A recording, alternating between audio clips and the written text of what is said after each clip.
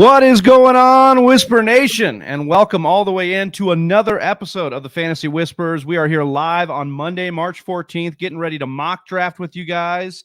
It's a half-point PPR Superflex Dynasty startup, as we always do every Monday. We are mocking with you on Sleeper, so Whisper Nation, come on in, join the mock. It's all over our socials. But guys, this isn't just any other mock draft Monday.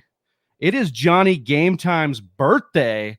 So happy birthday to the man, the myth, the legend, Johnny _Game Time. You can find him on Twitter. Johnny, how you doing, man? Hey, why are you yelling? That's what I want to know. Dude, why are you yelling? Got to bring the action here. Are you ready? No, if you're not ready, let's go. I'm jacked, dude. I'm jacked. I'm jazzed. I couldn't, I woke up this morning, and after, I pissed excellence. My wife asked me, what do you want to go to the doctor? No, she said, what do you want to do for your birthday? And you know what I said? I want a mock draft. That's what I want to do. I want a mock draft with Whisper Nation. So that's what we're doing right now. I'm jazzed to be here, man. Well, happy freaking birthday. And our other host on the other mic down there below me, you can see Austin Sear, Austin_R_Sear on Twitter.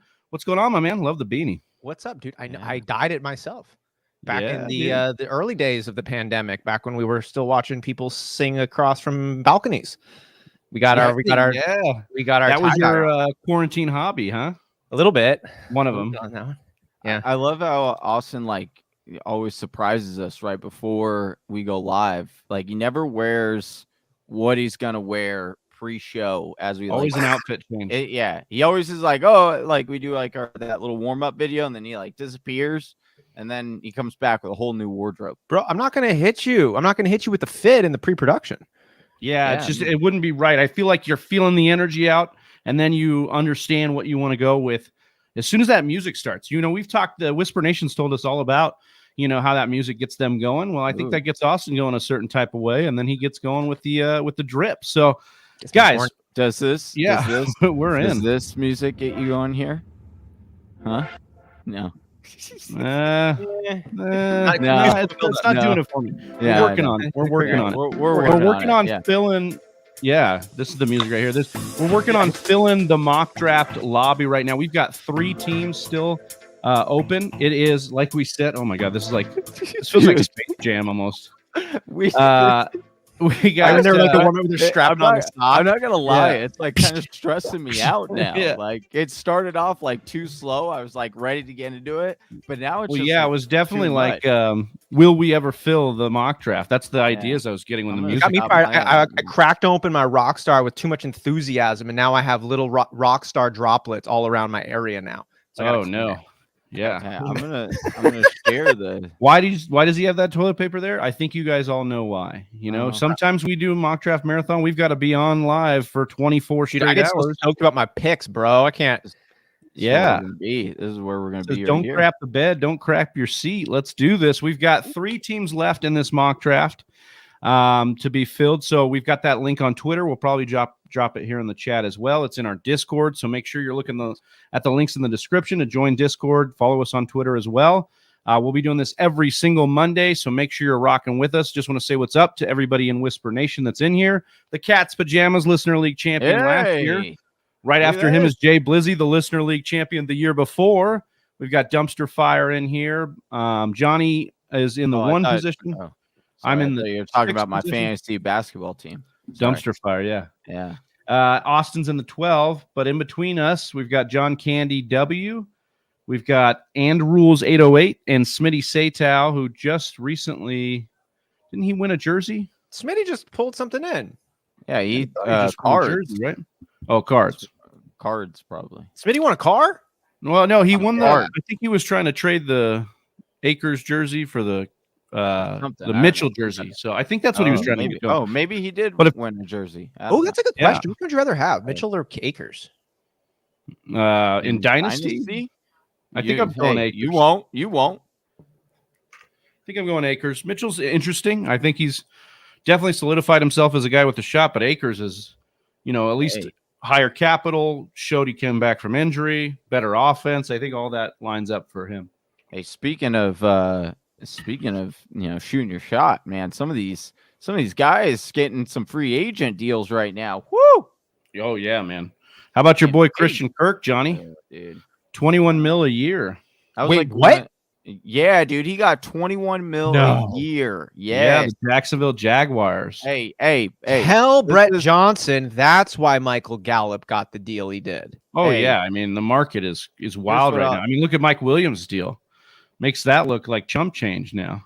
At least Mike Williams, you had some highlights you could point to. Christian Kirk, it's like, are we going back to college for those highlights? Bro, hey, this is all I got to say. Bye, Felicia.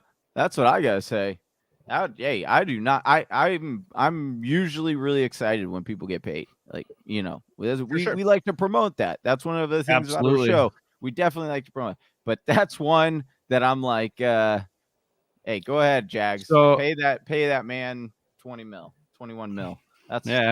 Talk about a birthday present. He got it there. Cat's Pajamas says, "What's up, guys?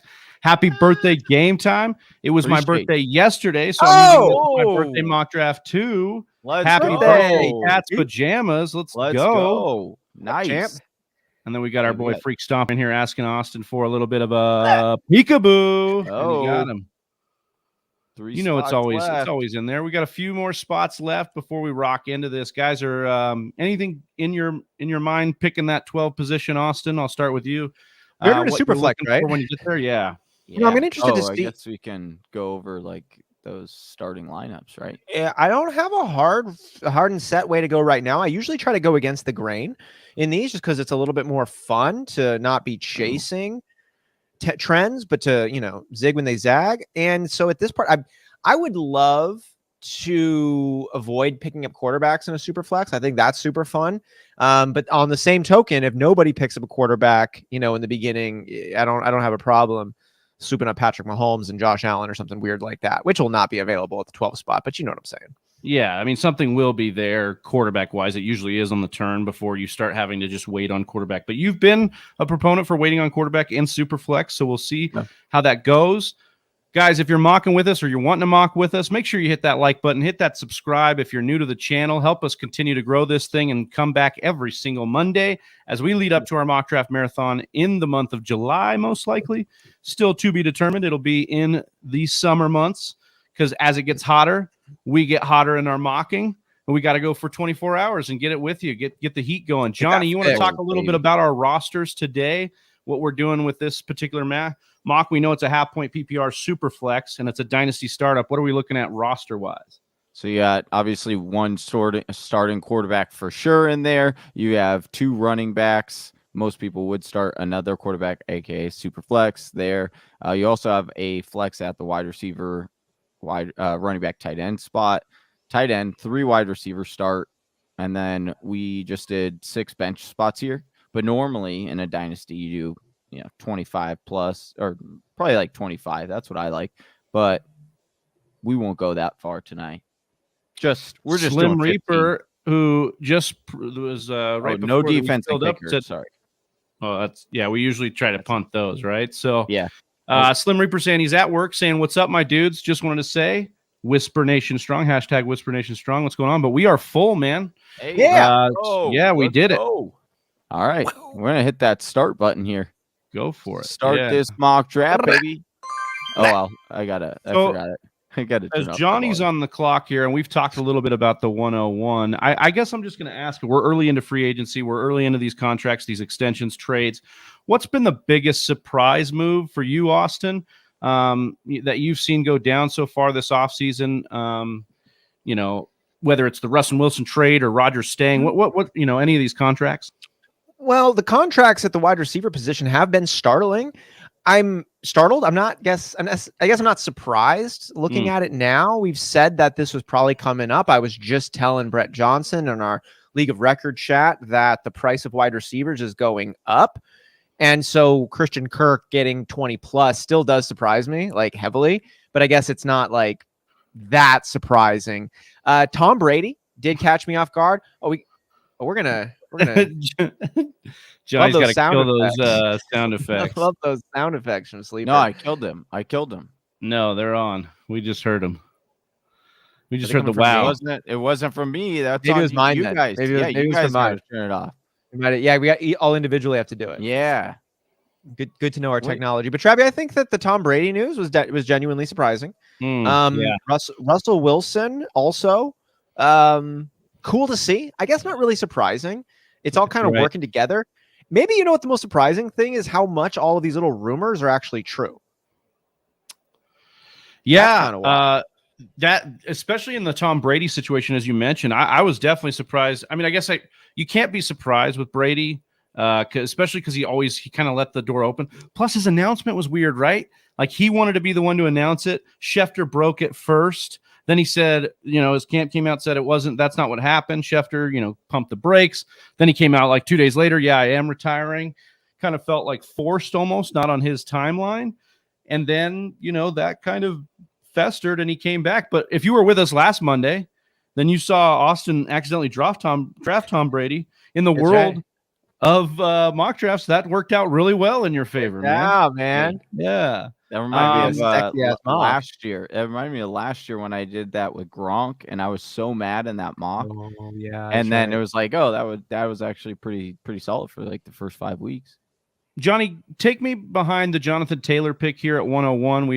It's nobody's shaking their head at it, but it is a dynasty startup.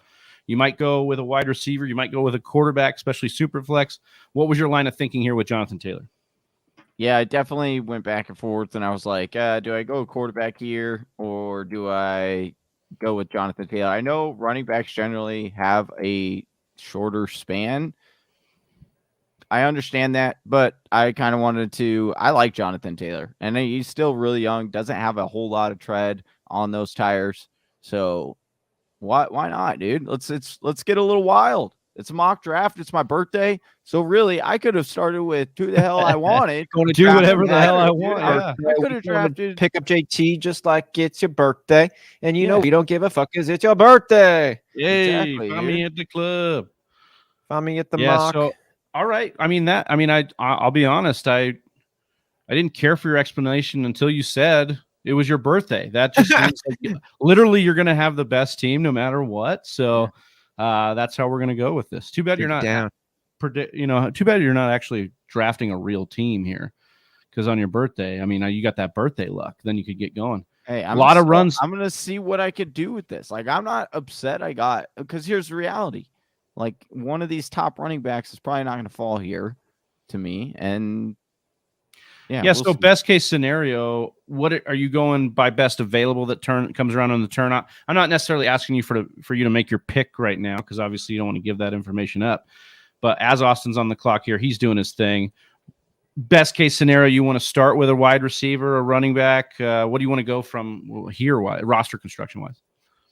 We'll see what comes around. I probably will look to see what quarterbacks are here. And like, I honestly was looking at wide receiver, potentially taking wide, because I like wide receivers, going wide receiver route in the first round, because they have generally a longer span. But taking out the 101, I was like, okay, this is a little interesting for me. So that's why I went JT. I felt like it was safer than going with like Davante Adams, which I love, but I don't know if I'd necessarily love him 2 or 3 years. Speaking of, is that rumor true that just came out? Davante Adams is not going to play for the franchise tag. Get the deal done or find something else. Yeah, and he stripped his social media of Packers related things. Taking my dynasty quarterback Kyler Murray's lead. He's got Darius Slay commenting on his is the number one tweet on, or that he retweeted about Darius Slay saying, "Yeah, go get you 30 mil, Davante." So he should get it if Christian Kirk can get 21 mil, then Davante Adams. I'm sure that's been a big part of these contracts coming out. As Adams is sitting here like, why the hell would I play on a tag that, although it is a good tag, it's a tag off of last year's numbers, right? And so what it is an average of you get an average of the top 5 at the position, or you'll get 120% of last year's contract. Or I'm sorry, the year before his contract. So he wasn't playing on a rookie deal. He had his own deal, obviously, since then. Austin, speak a little bit on your thoughts on the Davante Adams news there. I think it makes a lot of sense, to be honest. And I think that it makes sense from all parties involved, from all perspectives involved, with the Packers and Davante Adams. Like, I talked last week about the Aaron Rodgers contract, the 4-year deal that came out. that Aaron Rodgers then said wasn't true. Speculation is because his headline was stolen by the Russell Wilson trade. And I said last week, I still think it's going to come out. It's going to be a 4-year deal. Like, I think that's probably what ended up happening. Just like we've seen a lot of these Aaron Rodgers rumors end up, being more true than not. And I think Davante Adams is smart to want to hitch himself to Aaron Rodgers right here. And as Johnny pointed out, I think like Adams is around 28, in his later 20s, still in that prime, but, a couple of years of it left most likely. And it makes sense to try to lock yourself in for a fatty deal right now. Like, you're not going to do better next year than what you did this year already. So lock it in. They're already in the mode to open up the checkbook and set this next chapter. And I'll tell you what, man, I remember when Rodgers was signed to his fatty deal, and I forget who had said it, but they were like, deals are going up. This sounds crazy right now, but in not a lot of amount of time, this isn't going to be a huge deal. And just look at economics all the time. Like, we just have to get used to numbers changing.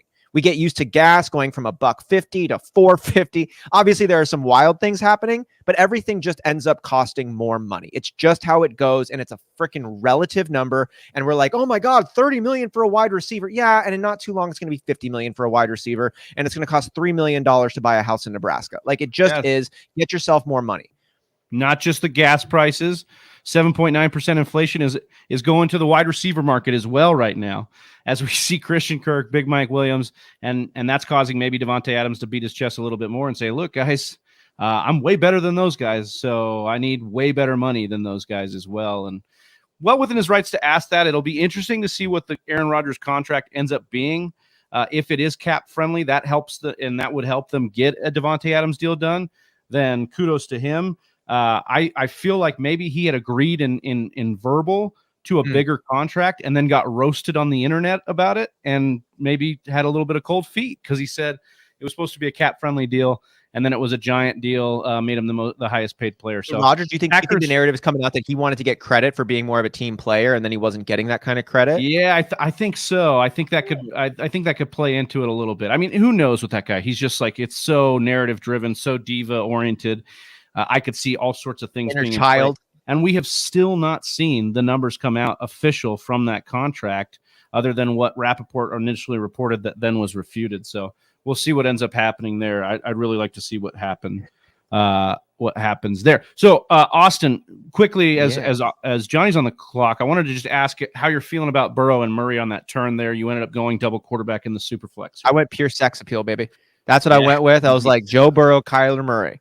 I was like, you don't get shinier than these two guys right here. I thought about Action Jackson right there. But nah, give me Kyler Murray. I know he might be playing baseball here pretty soon. But Joe Burrow it's just great. I love either one of these. And I wanted to say on this one, and Johnny, you've been saying some big updates, I'd say, to your overall analysis. One, kudos for always considering new information. Kudos for always taking a hard look at your take and saying, well, how can I make that take even better on it? And, I had heard somebody talk about Kyler Murray. We'd said this in our chat, and I thought it just was a profound observation by an NFL defender. They're like, look, I've hit a lot of NFL quarterbacks. Kyler Murray does not like to be hit. And I used to think that the way Kyler Murray hit the ground and slid was out of wisdom, is about him being smart. And I still think it's smart. But now I'm starting to see his actions not coming from a place of strategy. They really are coming from a place of preference. And if you're avoiding getting hit because you don't like it, not because you're trying to be smart in the long run, that to me is a profoundly different set of positions. And I don't know if that's what truly you say on the table. I mean, are you saying Kyler Murray's soft? Hey, also, can we all? I mean, we all can agree that, and I most certainly can, because and have a lot of relevance to it, because Kyler Murray is my height and is. Are you about to say who would want to get hit at that size? Yes, absolutely. That's a bad point for Kyler Murray, dude. That doesn't work in his favor. Then it's like, oh, you're not right for the NFL. This isn't your sport, bro. Lamar Jackson does the same thing when he runs. He runs out of bounds a lot, and he does it because no one wants to get hit by a 250, 300-pound linebacker or a 350-pound lineman True. But what do you want more? What do you want more, to not get hit or to make the play? And I see Cam Newton in the Super Bowl. Make plays? You don't think Correct. Kyler Murray has made plays? Not as many as he could. You should go check the tape. You should. I have, and that's where this analysis is coming from. Johnny's hashtag team check the tape. Also, he is Kyler Murray. Hail Murray. Have you not seen that play? That was miraculous. Have you not seen how many times? I did, and then I saw the last play of his in the playoffs. Okay. It's fine. Like you can hate his character. I get it. You don't like. Whoa! What? Who said that? Hey. I'm saying the character of saying I don't want to get hit. You can hate that fact. That's a character trait. You can hate that. You can hate that. But he's being smart in the fact that, like, yes, he cannot sustain getting hit by 250, 350 Johnny, I've been with you. That's where the nuance in my take comes in. I used to be with you, but now I'm saying it's not out of preference or strategy. It's out of straight up, I don't want to get hit. And like, there's a difference between saying it's smart for me to not get hit and I just don't want to get hit. Because the latter is Cam Newton in the Super Bowl avoiding a fumble recovery. And that's a big deal. Not true, because Kyler's gone after stuff. It's not like he hasn't put his body. I'm just saying, the dude had 11 rushing touchdowns. You can't say that a dude who has 11 rushing touchdowns does not want to put his. Okay. No problem. I don't get. I don't understand what the like. Yeah, I mean, it's guy just, doesn't want to get hit. There's a little bit of plays the most important position. You're missing my point, my man.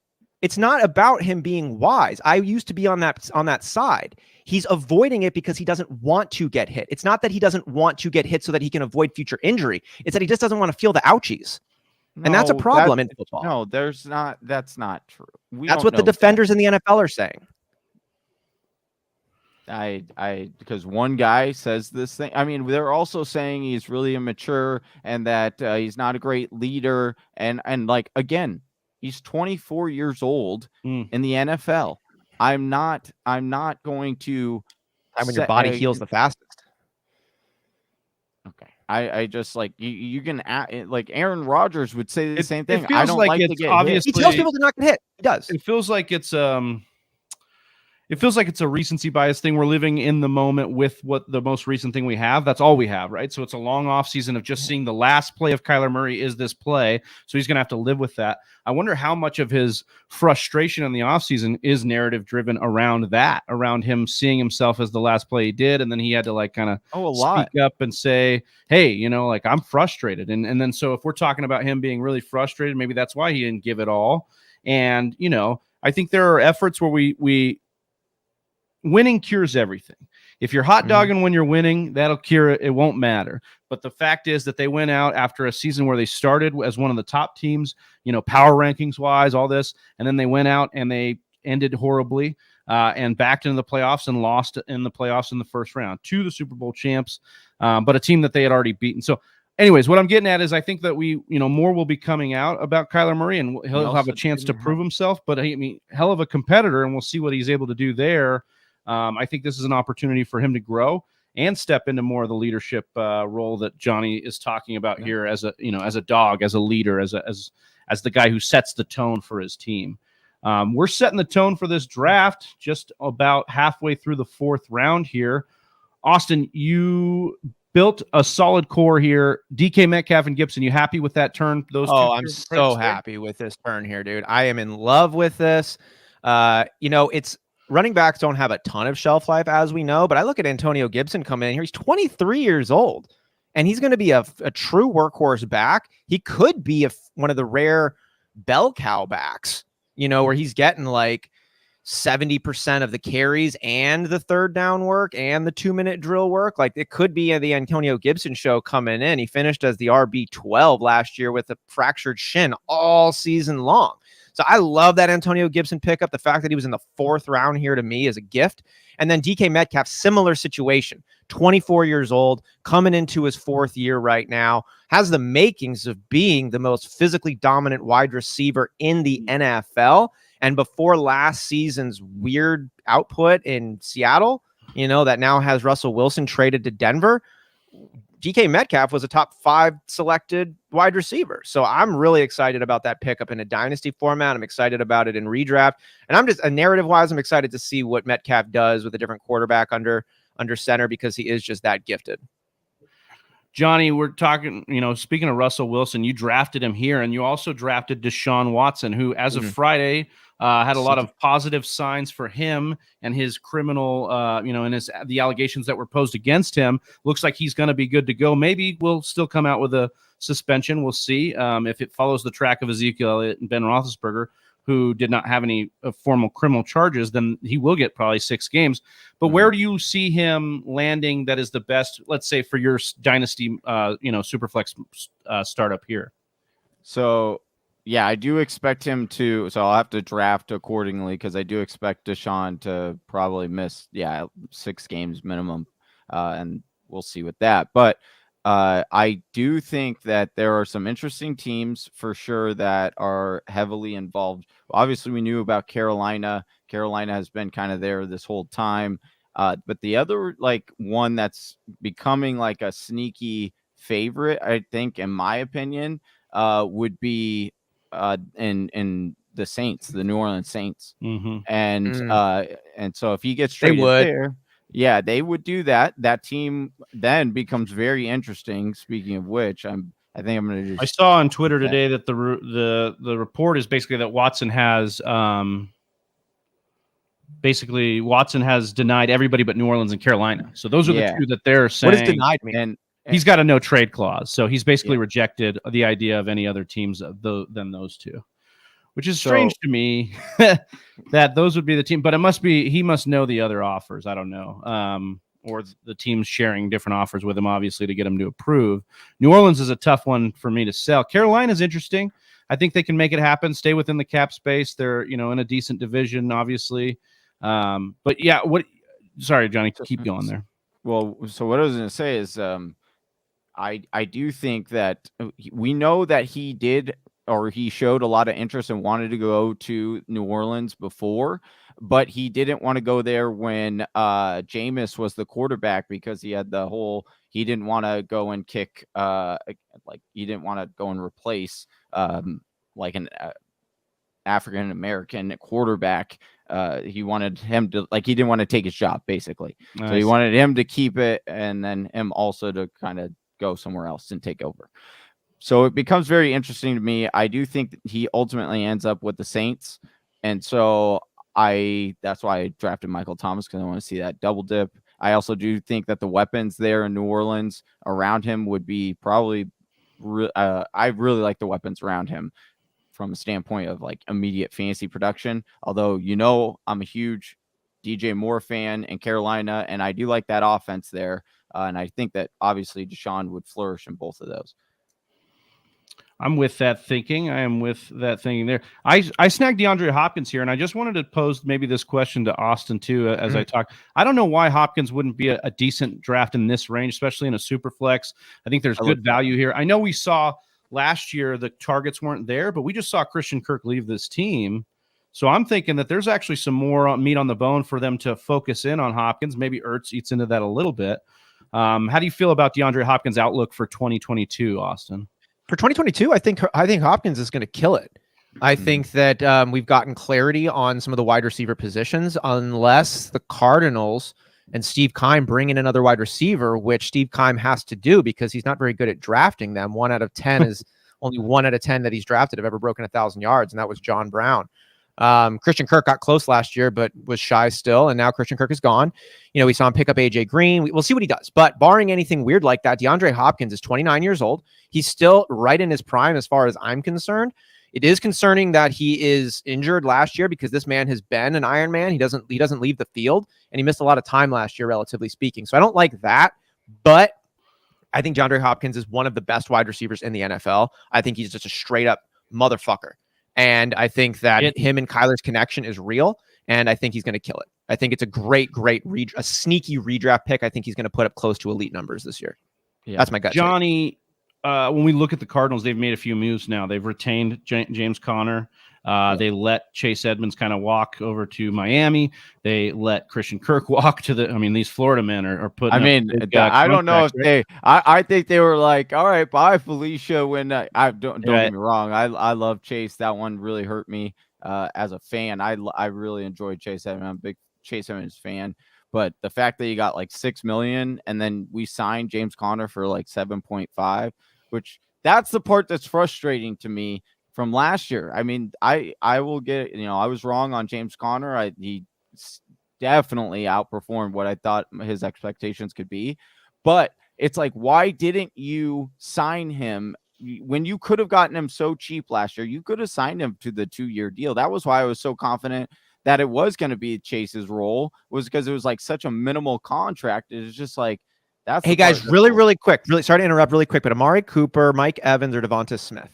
I'd go Evans. Yeah, I'd go Evans. That's what I wanted to go with too. Thanks for saying it. Yeah, I just was looking at Evans too. I'm like, he's just kind of sitting there in that pocket of just I was looking at Hopkins before too. That was like why I was like, Dude, I got to just say it for Mike Evans. Like Troy in our Dynasty chat said, oh, one more year of Mike Evans with the Brady news. And I'm like, no, my man, this guy has never gotten under 1,000 yards going back to his rookie season.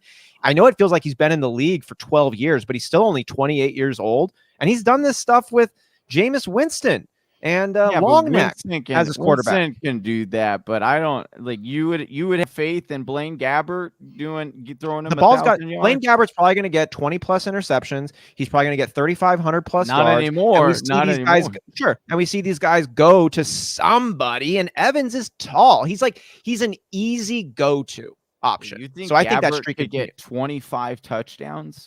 Well, here's what I'll say. As long as Arians is there, if Arians were to leave, I'd be a little bit concerned if it was Arians and Brady leaving, both of them. But since the offense loves to just stretch the field and attack deep, I mean, Evans is still doing that very well. So I continue to trust in guys' production, his talent, plus offense, all of that lining up. And I don't need Gabbert to be good enough to be a really good quarterback in the NFL. I just need him to get the ball to Mike. He just needs to target. I don't care about who the quarterback usually. I think talking about DeAndre Hopkins. Yeah, look at what DeAndre Hopkins did in Houston. Yeah, and I think Evans is going to demand target share. He just always has, and I can look to that and know that with certainty, regardless of quarterback, he's demanded that 20 to 25% market share, and I think that's still the case. His best year, he threw 10 touchdowns in 2015 and started. Has he been like he started 8 games? He started 8 games. So even if you doubled that, 4,000. He did throw for 2,000 passing yards that and I'm pretty sure that was Cardinals. That was BA. That was 2015. Even bad quarterbacks are professionals, and they got to go somewhere. And garbage time is good for fantasy. Yeah. I mean, I would have, if you would have said Gabbert is the quarterback this year, and you're asking me if I'm betting the over or under on 1,000 yards for Evans, I would have bet the under. I would have betting the over on a Ronald Collis sighting. What's going on, Ronald? What up, Ronald? He says, Austin, you going for the prison look? Question mark. Yeah, man. I got my tattoo appointment right after the Henry Ruggs look. Hey, you won't, Ronald. Too soon. You're gonna take your catalytic converter. Also, we need. Yeah, Ronald, you missed him with the beard, Ronald. Ron, when are you gonna draft with us, brother? We're coming up at the end of the 6th. I'm sorry, Austin. Did I cut you off there? No, I was just gonna say Mike Evans. I think is a real talent, and I think he's a big person who can dominate share. And like, I think he's awesome. Like, and there's not enough weapons on the team anymore to get in the way. I don't deny I'm not denying that Mike Evans is not a talented and underrated wide receiver. I 100% think he's awesome. I think but I do have my concerns about Blaine Gabbert and then what's the other rookie there, or they had drafted him last year. But I don't have those questions anymore with Tom Brady back. So I mean, even I think like we said last week, because we did a Dynasty startup last week, and that was under the presumption that Tom Brady, even though Austin drafted him, was retired. I took Mike Evans, and we talked about Mike Evans last week too, just saying that like we think it's a situation in which this is a guy that's production outlasts. It doesn't matter. And who's to say they're going to absolutely go with Gabbert? I feel like the only reason they weren't in the QB market this year is because they were pretty confident that Brady was still mulling over that decision, based on the conversations they had with him. And so who knows that Gabbert would be the guy if Brady were to leave. Maybe if Brady was officially gone, they go and trade for a guy like Jimmy Garoppolo or a Kirk Wait, Cousins, how long was or they that go and James get Conner somebody. deal? 3 years. 3 years. I'm not doing that one. Actually, should I do that? Can I ask? I do really want to get your take on the other wide receivers I was mulling over a little bit here, namely Amari Cooper. This is a big name, another guy who's perennially around 1,000 yards, and he's with the Browns now. There's no other real wide receivers, often injured, but I think he's healthy more than he gets credit for, honestly speaking, and he's pretty tough. And Amari Cooper, that is. So what's your take on him now being in Cleveland with Baker Mayfield? Travis? Initially, because I've seen Baker kind of do this before with two different types of wide receivers, right? So he's done the two different stories. We see OBJ, who is probably even more outspoken than Amari Cooper, I'd say, for sure. And then we've seen a Jarvis Landry, who is a quiet tactician, so to speak, kind of goes and does his thing. Landry's had big years, I think, with Baker that are decent enough. And I think Cooper is better than Landry has ever been with Cleveland, as physically, as a talent. So I think there is optimism here. My concern comes from Baker, and the trajectory of his career has not been great. He's coming off a shoulder surgery from the non-throwing shoulder. We'll have to see how he comes back to that. This has always been a run-first team, but Landry gone, OBJ gone. Yeah, they've got a million tight ends, but Amari Cooper should demand 24, 25% target market share. Now, this won't be a voluminous team, but I love Amari Cooper's game. His pedigree is there, and you should hope that Baker, if OBJ's exit did anything, it proved to Baker that maybe I should have actually gone towards a guy and actually invested in the, locker room dynamic, off the field. And maybe he learns from that. So you're hopeful that he learns from that and gets going with Amari Cooper. I'll say this. Yeah. Oh, sorry. I want to catch it. Go for it. To Johnny's chagrin and just a little, this is overall a Baker Mayfield compliment that I'm about to share, but Baker Mayfield has an edge, right? And I think that's a good thing. He has enough confidence to stand on his own 2 feet. He has enough confidence to make his own decisions. He has enough confidence to stand tall in his own fuck-ups. And I think he'll stand behind those, and he won't. I think he probably learned a lesson watching Odell Beckham get a ring, watching how well Odell Beckham played going from Cleveland and landing in LA. It would be hard to take an honest look at that and not say, did I really do all I could to maximize this weapon? And I think Baker Mayfield probably didn't. Totally. I think there was probably some egotistical reasons. There's some game plan issues. Sure, maybe they just didn't match up. All of those things are a possibility. But I think there really was some egos bumping into each other. And I think that the reality of Odell Beckham having a ring right now and Baker Mayfield not having any receivers come back, is going to be a little bit of I won't call it a wake-up call. I'll call it a fresh opportunity. And I think he's going to take advantage of it because I think he's smart. And I think Baker Mayfield is a better quarterback than he gets credit for, especially in terms of a playmaker. I think he can do a lot. I think he can bring a lot of energy to your team. I think he's the exact type of guy you'd love to see pull it together and be your number one guy. And I think it's an approve it year for him. And I think he's going to make a lot out of Amari Cooper. That's kind of what I think about it. But I really do want to know what Johnny thinks on the matter because he is our Baker Mayfield lover and he's been pretty on point with a lot of his Cleveland Browns takes. I mean, I do agree with Travis on the market share. The market share is definitely going to be there. Amari usually doesn't miss time. I think he's going to be a really good value in redraft. The thing is with Amari that everyone loves about him is how precise his route running is. Mm-hmm. He's one of the best route runners in the NFL.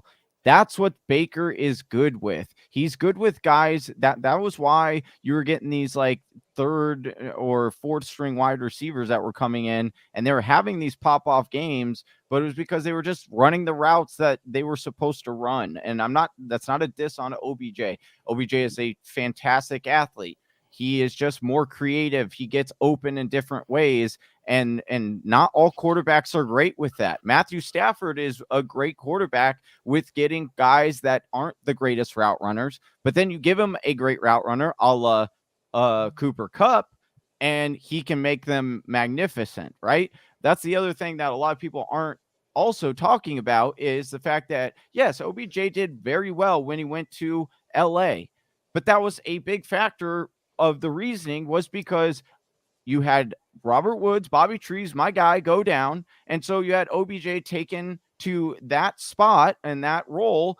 And then guess what? He's not the number 1 wide receiver. He is the number 2 wide receiver. He is getting number 2 corners from the opposing defenses, whereas in Cleveland, he was getting double teamed or the number 1 wide receivers. There's a huge sometimes you're not going to always give OBJ with how much that Cooper goes in the slot. So I will say that how many times did they double OBJ when he played for LA? I doubt it was very often. Actually, that'd be something I might be able to look into right for now. Sure.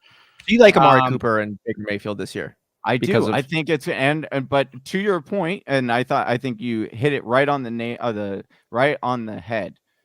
Baker is way better, and this has gone back all the way to his high school days. That's how long I've been scouting it for. Real talk, though. Going back to high school, he is much better when he is playing from behind or has a chip on his shoulder. He was unrecruited, right? Like he was right. a walk-on. From high school. Walk on a number 1 pick. That's pretty wild. Like that and then transferred. So he did it twice. He transferred from Texas Tech because Texas Tech he did that. He walked on and started. Then he transferred to Oklahoma. Had to do the same thing, end up walking onto the team, then got the start, and then got drafted.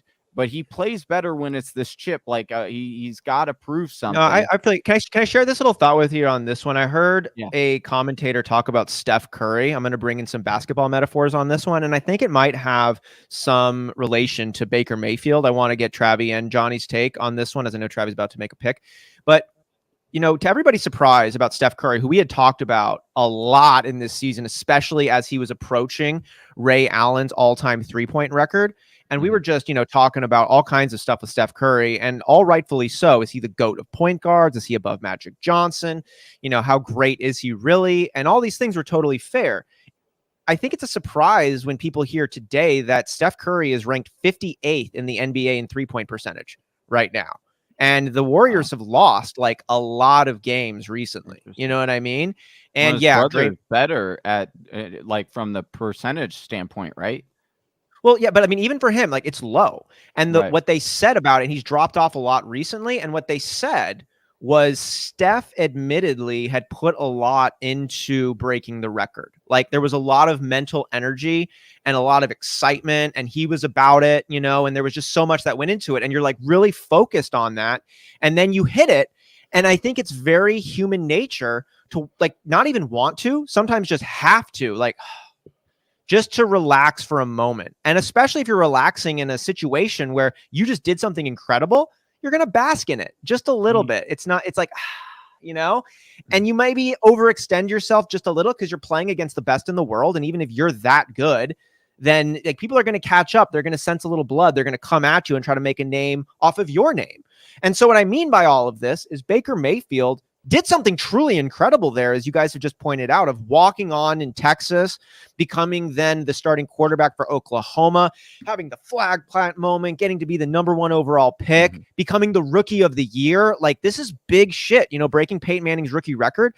And if you just for a second are like, take a second to relax on it, especially if you are a bit of an overachiever. Like he's not the most physically gifted person in the NFL. He's not a 6'4" cannon arm dude. Like he has to work for it.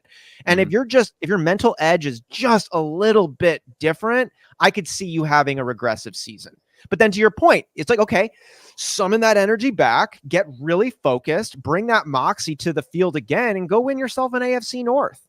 Like, I think that's totally within his wheelhouse, but he is going to have that, like, come to Jesus, let's get focused kind of moment and then make it happen. Yeah, you have a lot at play here when you bring up this analogy, and I think it's great. It really makes me think of like sports psychology when we're looking at these guys' brains and we're talking about like what the environment in which they play in.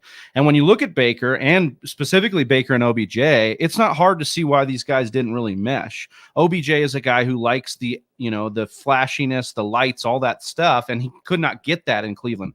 So whether or not it was fair of him to blame Baker all the time, that's what he did, because Baker was the guy who was in the media leading the team saying, like, we've got to get this working. It's on me to make this happen, when maybe Baker had some subconscious resentment towards OBJ because Baker's had to work for everything. And not saying that OBJ hasn't worked, but a lot of it's God-given, right?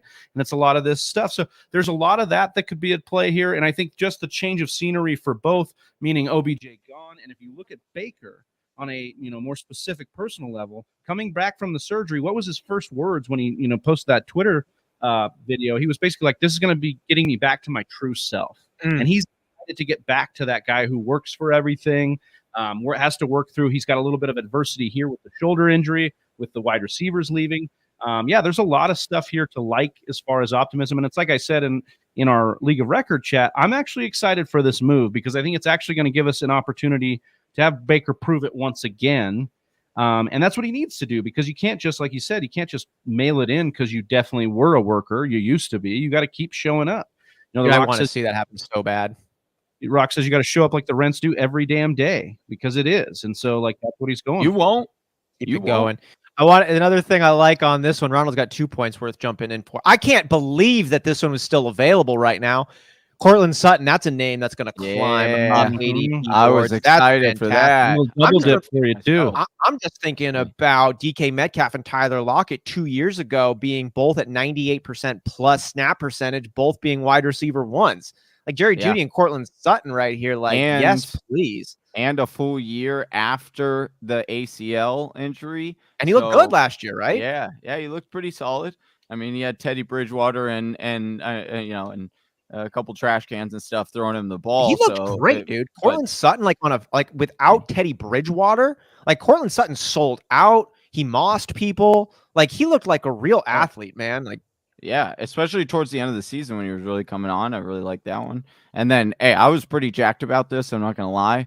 James Robinson, getting him in the ninth. I was really seriously looking at getting him. I was going to go James Conner and then take him Robinson there. And then I saw Dallas Goedert, and he was like the last kind of tight end that I kind of felt comfortable starting. So I was like, why not, dude? Let's lean into this. Let's go. Let's build this championship this year. Let's go for the championship and make a run.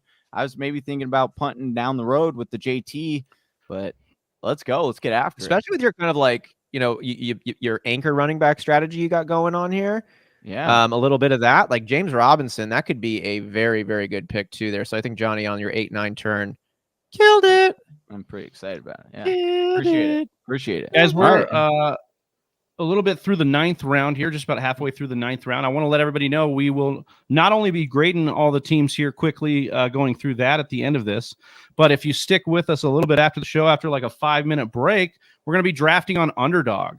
So you guys can get the Underdog promo code. Use the promo code TFW. You'll get $100 up to $100 free money matched if you use that promo code, and you can draft with us.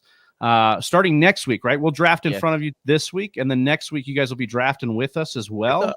And we'll be doing a bunch of best ball drafts on there, and we'll be able to stack all those up and hopefully win some cash. Austin, how are you feeling about the way your roster shook out so far? I know you're coming up on a pick here. I really, really like it, man. I feel like I got 2 elite dynasty quarterbacks at least, and then like the Gibson pickup and the Metcalf, like those guys are very well going in the first 2, maybe 3 rounds of redrafts coming up. We'll see about DK, but I think he's going to kick ass. And then just kind of rounding out like J.K. Dobbins, like he was supposed to have a big year and he was down, but he's young. He's going to be fully healed. They tried to fill that hole in with a bunch of the expendables, so I think he's going to have a clear path to a lot of opportunity. And then I'm liking it. I'm liking it with the Romandre Stevenson pickup too. I know you picked him in Dynasty, Travi. Oh, yep. I got to say one thing. Pull him from me. That was a great pickup in the 2nd round of our Dynasty. Didn't he get him in the 3rd? No, he got him in the 2nd. Yeah, I had Trace Berman. But I'm just fucking happy that the Amon-Ra St. Brown mess up I had in our Dynasty pickup last year ended up working out so good. That worked out. Hell yeah. I mean, and especially we've talked about the roller coaster with him too. Yeah, no, for reals. And there's like how he ended so strong. We talk about the strong finishes, but just to see, like, I love Devontae Smith, Travis. I almost picked him up, Devonta Smith. But to see him in redrafts going after Amon-Ra St. Brown, it's just like, yeah, I mean, that's the world we're going to be looking at, right?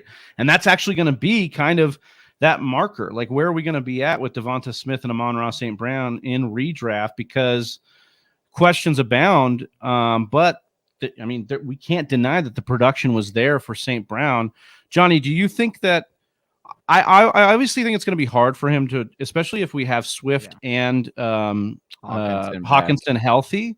Yeah, it's going to be hard for him to hit those numbers, but it's got to be somewhere in between that and what we expected him coming in as a rookie, because we did like him coming into Detroit because of the lack of options outside of those two. So he should have some really good value this year. Where's that right sweet spot for you? Do you know yet? I'm not quite sure where I'd kind of feel comfortable taking him. I don't know if I would have taken him. I still personally like the talent of Devonta Smith more, even though we didn't see that full on display in year one.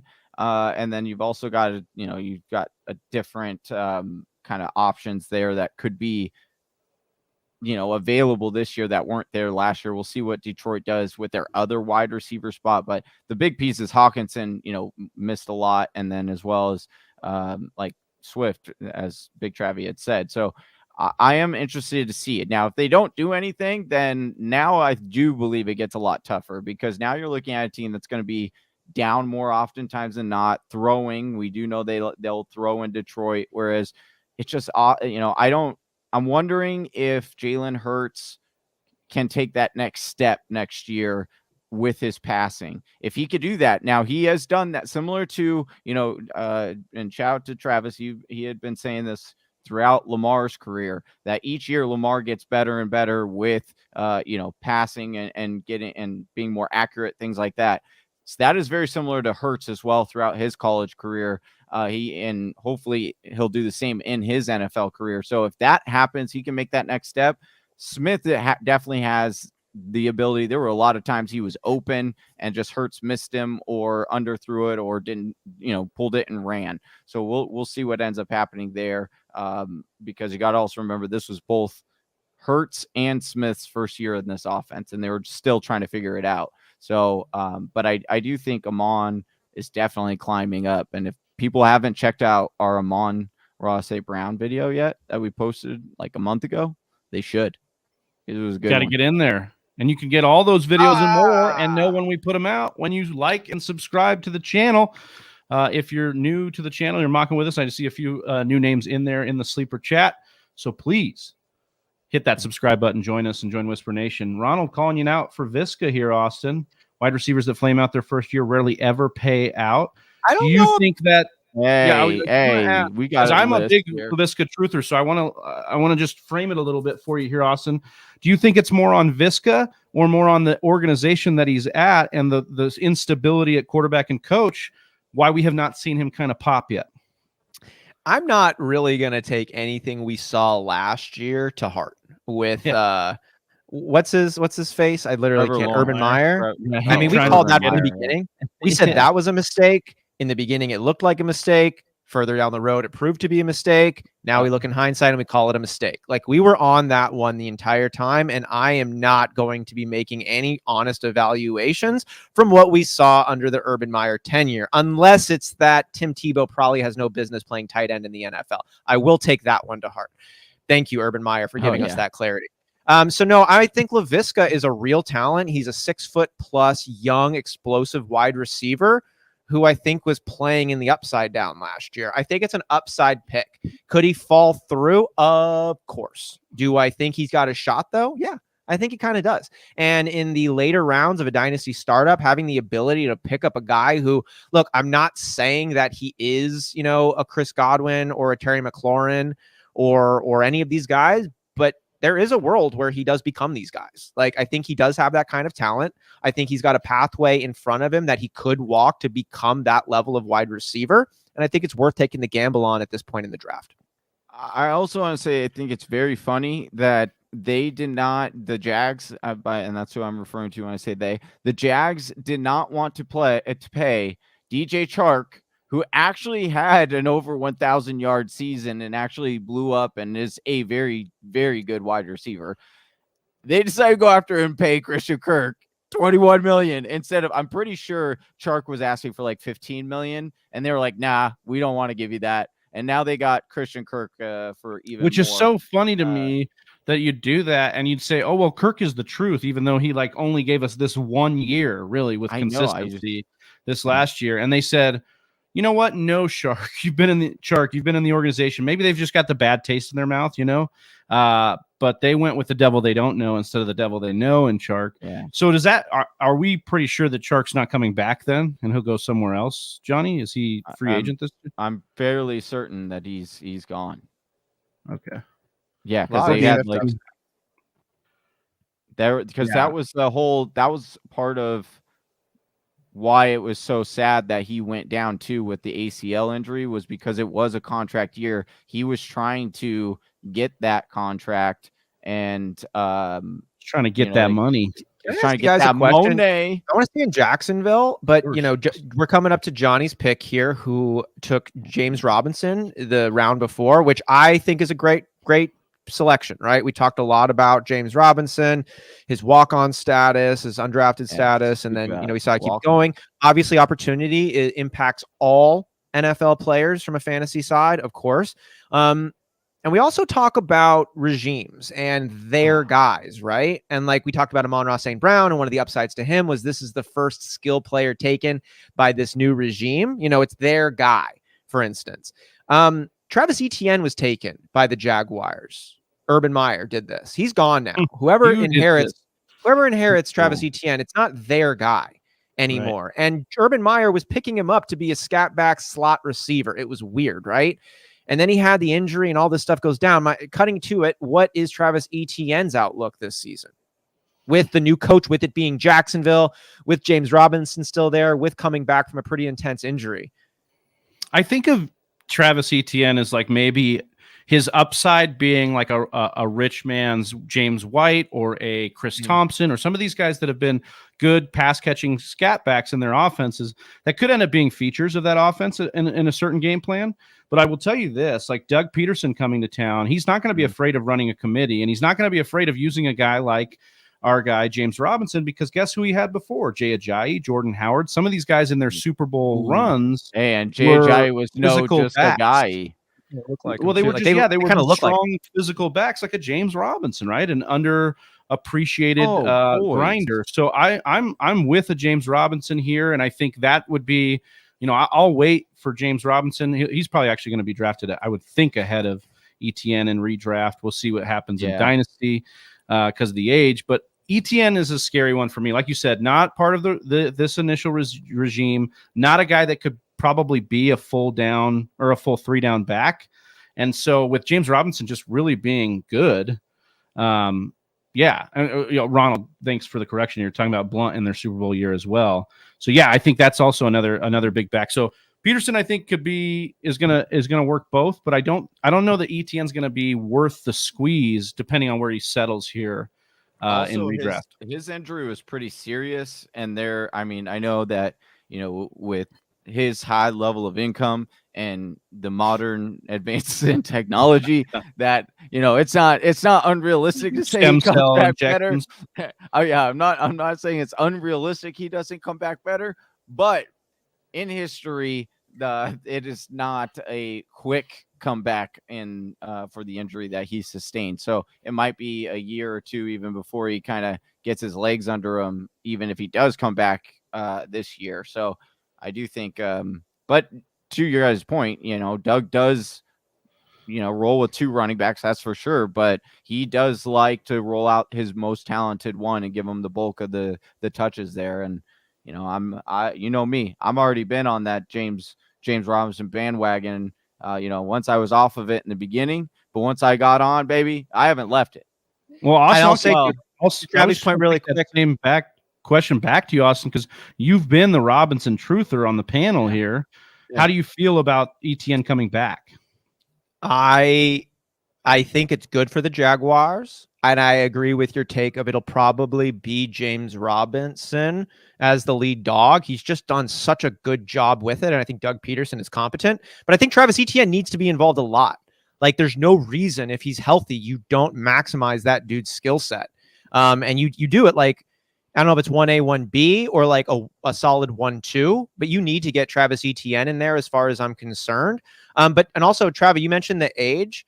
They're both 23 years old. Etienne is just 5 months younger than James Robinson. Dude, that's just my brain thinking that because Robinson, but he was a rookie the year before. So really age could be all over the place. Like you just said, 5 months, just 5 months older. That's yeah. what I always say. James Robinson looking like a guy that we just need to be sharper on this year, right? Like we just need to be very more in tune with it last year, because 2 years in a row I've burned myself on James Robinson. I'll just say that. The first year I didn't buy the hype. It was coming really late around draft time, and then I got burned, and then I didn't want to buy it again because of the investment in Travis Etienne. Sometimes these guys that are undrafted can prove us wrong. And you look at a guy like Philip Lindsay for a little bit there, but even before him, Arian Foster, some of these undrafted guys that come in and actually just dominate and be that physical runner who can tote the ball a lot. I heard something interesting on the Pat McAfee show. They interviewed Cam Hayward, and they were asking Cam Hayward about, the style of play and how it's going to change back and how it's cyclical. We talk about scat backs and these running backs by committee, and that's where we're at now in the kind of the downturn or whatever on the running back. But a lot of guys feel like when the league then goes spread out and gets smaller, teams there'll be the contrasting teams that get bigger and do physical run games. And then we're just going to see that overpower. And then we'll just see this like kind of rotation as the wheel turns between the two styles. So I think that, yes, you want to try and be able to peg different running back by committees, but when you can find a guy like a James Robinson, who's a physical runner that should get 15 carries a game, and you can go get him. And I think that's, and invest heavily in him. And I think that's where we're at. You're just trying to, I think that's where fantasy's at. We're becoming more scout-like, trying to find talent and then be able to see that talent win through, right? And to that point, you think about the situation there, and you do know that the head coach, Doug, he does listen to his quarterbacks. I mean, how many times did he listen to both BDN and as well as Carson Wentz on certain plays and things like that? And what do we know? We already know that Trevor Lawrence last year came out and was a huge advocate for James Robinson and said he was the best player on their team. He didn't understand why he wasn't on the field more. And then that was when, the head coach finally got a little clue, and we started to see the uptick in James Robinson usage before he got hurt. But it was like, having Doug as the head coach, he's obviously going to see that. Trevor Lawrence is going to give his opinion on that and say, hey, this guy is really talented. And I do think Doug will use him a little bit more, even if Etienne does come back. I just really like Robinson. Awesome. Shout out to my dad here. Oh, yeah. Do it. Come in here. I'm in. Thanks. Oh, nice. yeah. Yeah. There we go. What's going on, Pops? Hey. Doing good? How was that jump, man? Did he did that today, right? Already did it? Oh, my goodness. Yeah, my dad jumped out of an airplane by himself. Oh, what? Yeah, thank God he's still alive. This is confirmation he's still alive. Hey, we found out. Breaking news, dude. My dad is still alive. He did a solo jump from an airplane today. Went skydiving on his own. He's trying to get certified. Never too late, man. My dad turned 70 a few months ago. Dude, and that's kudos. That's something I'll never do. I refuse. Really? Yeah, and I mean, and knock on wood, hopefully I don't ever have to do that life or death situation like that. But other than that, that's not for me. Two jumps. He says, hey, put some respect on my name. I didn't just jump once, twice today. One wasn't enough. Congratulations, Richard, man. That's awesome. Congrats. He's got to do 24. He's got to do 24 solo jumps. So he's not, he said not so like he's not in tandem though. It's like he jumps out and then they have two trainers that jump out just in case, like, I can't find the pulley, and they're like, it's there, and you're like, oh, okay. I mean, that's pretty sweet though. Like I can imagine, like, I know a lot of people like get excited about doing skydiving and whatnot. So doing it twice in one day, that's got to be ultra thrilling though. Yeah, you just start. It's cool when you go to the sites and you see the people who skydive regularly. Like, this is their thing. It's, you go and you get like a season pass, and it's like, let's just go, let's go, and they just It's like skydiving planes. They just keep them going. So that's cool. Absolute legend, Richard. Appreciate you jumping on here and being with us right after your 2 jumps today. He's like, hey, I didn't get enough adrenaline. I got to get into this mock draft Monday with you guys, talk a little ball. Do want to talk a little bit about, Richard, Austin, John, you guys all have love for the Cardinals here. Zach Ertz getting a 3-year extension. We see Smitty Statow getting him later on. How do we feel about the Zach Ertz move? Let's go. LFG, dude.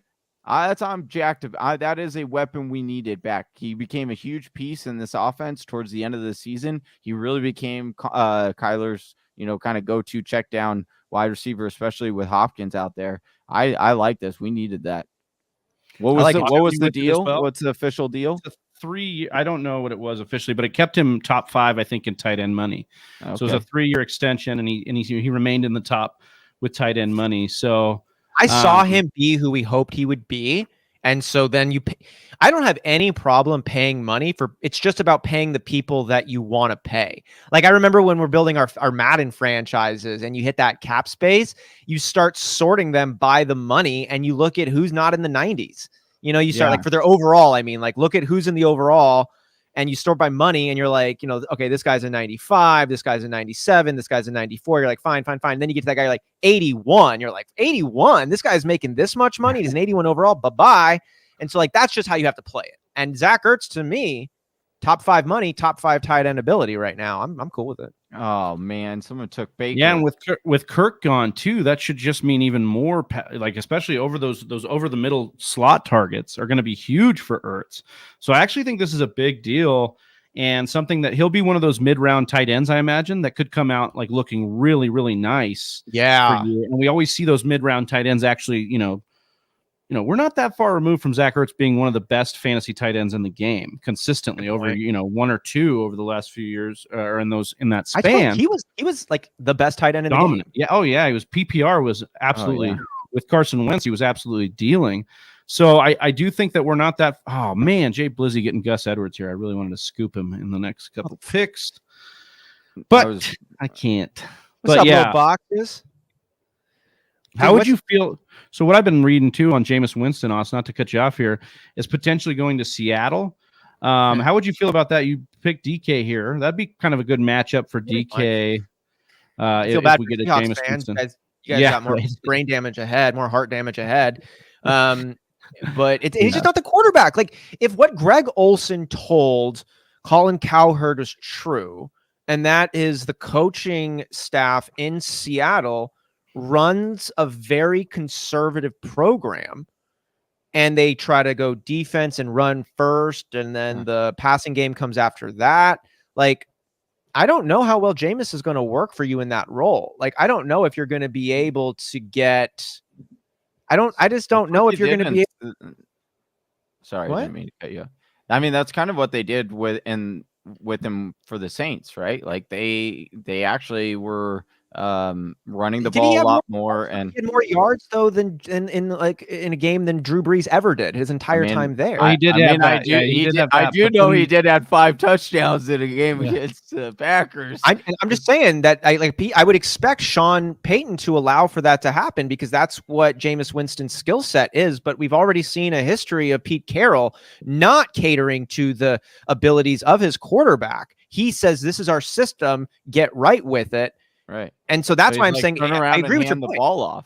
Exactly. Yeah. And so it's like, and that's not going to, they don't have a good enough running back and they don't have a good enough defense to make that happen. Like when Pete Carroll won a Super Bowl, they had the Legion of Boom and Beast Mode behind center. And then a quarterback on a rookie deal that you didn't even expect to be better than Matt Flynn. Surprise. He was good for you. You got a Super Bowl.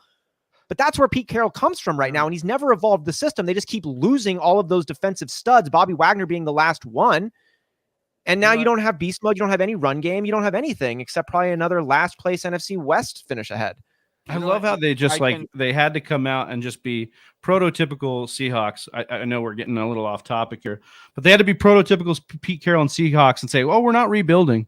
Just because we traded away Russell Wilson and cut our best, stalwart on defense doesn't mean we're rebuilding. Oh, yeah, it does. Your division and the fact that you do not have a quarterback state clearly that you are going to be dog doo-doo.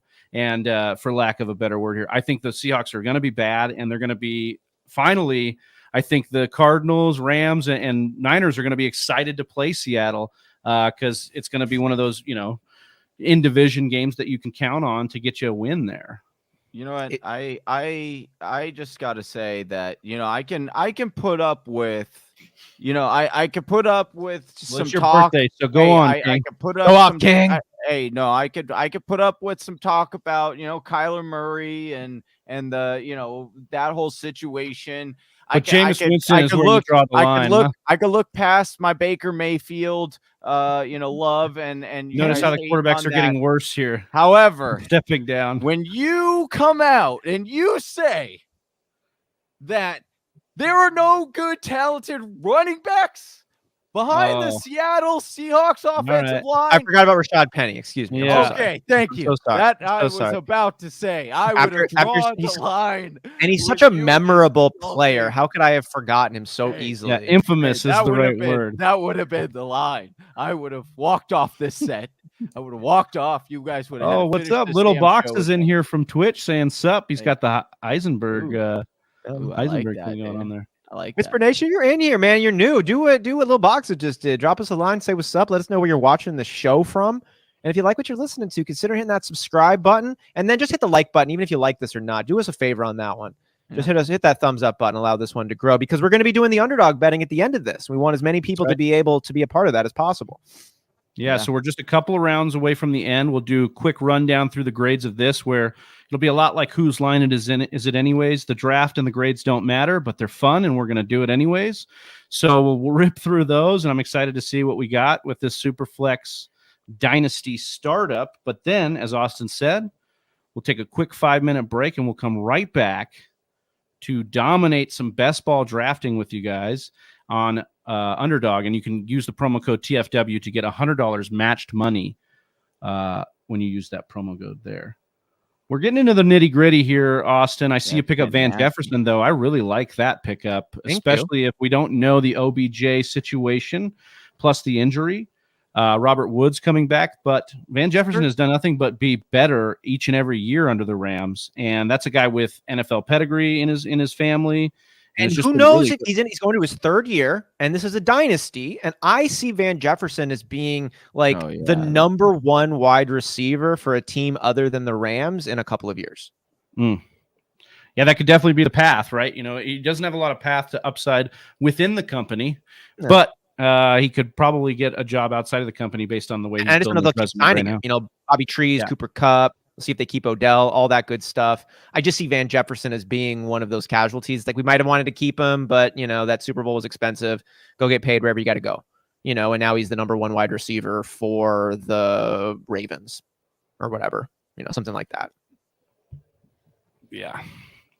Johnny, as we get to these last couple picks, I see you snag Jimmy G. So your quarterback strategy here has either been traded, wants to be traded, or should be traded. That's definitely all of your quarterbacks here. What's the ideal landing spot for you with Jimmy Garoppolo? And I'll give you the option of staying with San Fran, because as the market gets kind of settled here, he could stay with them. Yeah, he definitely could. Huge cap hit, but what's the best option for him and for fantasy? Honestly, the best option for him is probably I would say the best option for him is going to the Indianapolis Colts. I was going to say to stay in San Francisco, but then he's got to continue to deal with all the heat and stuff of, hey, are you the starter and stuff? I think he should get away from that. Like if he goes to Indianapolis Colts, we already saw what Carson Wentz could do with this team. I think that Jimmy G, who protects the ball a little bit better than Carson Wentz does.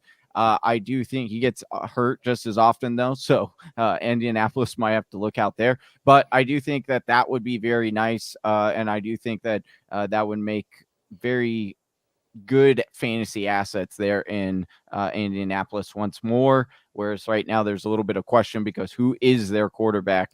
So ultimately, that's where I would like to see Jimmy G go. I do think that is also where he does go, because I don't think San Francisco can keep him and content. Like they traded up so much and gave up a lot to trade up to that number 3 pick to get their guy, their quote unquote guy, who wasn't even originally their guy. It was just everyone gave them flack for trying to say they were going to do it for our guy Mac. And so I don't know. I just don't think that'll work out there if he stays. I just don't think it will. Austin, I want to talk a little bit more about the Niners here and specifically Kyle Shanahan, because whether it's his PR guy, and if it is his PR guy, then he deserves a lot of credit. But we've seen a kind of a roller coaster of Shanahan's career. Gets to the Super Bowl, then it's a couple injured years. Is he really that good? This move that they do kind of makes sense to me. If you're Shanahan, you're like, I'm actually got a quarterback, but I'll go draft one, mortgage a future, so that if we do suck, I can move to the quarterback, the younger quarterback. And so maybe it might be better to keep Garoppolo around if they can't get good enough trade assets. So if that the chemistry's right. Yeah, like if you could switch to Trey Lance when you need to kind of save whatever. Like it's a good backup plan, I guess. If there was one coach in the NFL right now that I think could pull it off, it would be Kyle Shanahan. Like the jury to me is still out on Kyle Shanahan. I think he gave himself some booster points. Like Johnny and I know specifically really like to kind of bag on Kyle Shanahan. And then I don't think Jimmy Garoppolo is a very good quarterback. Like I don't. I've just never seen it yet over enough time. I think he's played in a really well-nurtured system. And I just don't think he's that great, but they keep making it to the playoffs. They keep getting crazy production out of, Deebo Samuel or their defensive game or like this deep stringed running back that they drafted later on. Like, I think he's on a different vibe. Like Kyle Shanahan operates kind of in a different wavelength than most people. And I think he misses some easy things, but then he picks up on some things. You're like, where did you get that? Where did that come from? And so I don't totally know like how solid he is. Like he does these kind of cutesy moves. Sometimes they work, sometimes they don't. But look at what he did last year. Like he beat our, they beat our Packers. Like they keep doing what they're doing. Yeah. So he's good in some ways. Is he solid? I don't know if he's solid. He's good. I agree. And then based on what you've said and what Johnny said, that maybe the Colts are that best option because they've been able to take a guy like Jacoby Brissett or Carson Wentz in a Frank Reich system with a great offensive line, a really, really strong running game. And all they got to do is maybe improve some of the pass catchers outside of, Michael Pittman. If Paris Campbell can come back and be something, I thought he was a good prospect. He looked good. Yeah. We'll see. But I do think that there's an Indianapolis Colts future for Jimmy G, and he might actually finally find a coach and a smaller market team that will buy into the Jimmy G narrative, that will buy into Jimmy G as our guy. I won't lie, dude. I think that could be something really special. I do hope Jimmy G does go there because I would like to see it. But secretly, I just think would be just a baller move. I would love it. I do think it could work out this time because of what you just stated, because of that offense and how it runs and everything. Getting a little Minshew mania going down in the Colts land, dude. How about that? Getting a Gardner Minshew. He's definitely with the Pat McAfee Indianapolis vibe. Oh, he would definitely fit that, the jorts and the indie backyard indie wrestling. Jim Irsay is more of like backyard wrestling than he gets credit for. Like Jim Irsay is a volatile, kind of funky, freaky dude. He definitely grew up watching wrestling for sure. That him and Pat vibed on that. They're more hair down than buttoned up. But I think the Colts organization kind of gets a reputation for being buttoned up, but they're hair down. Yeah. It's those jerseys. The jerseys make them look clean, They make them look like they're just, and it's Indianapolis. Serious. Yeah, exactly. Like Midwest. What kind of craziness? Yeah, what craziness are you going to get into in Indy? But drinking a lot of beer. Go ask Jim Irsay, man, on a Friday night. Popping some pills. Driving your sports car.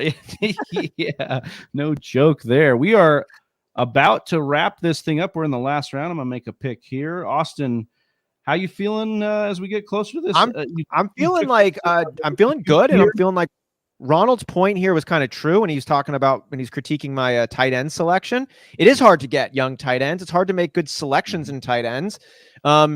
Don't also be afraid, though, in Dynasty of picking up tight ends off the waiver. Like I picked up Logan Thomas a couple of years ago when he finished as a top 6 tight end, just because that's what tight ends do.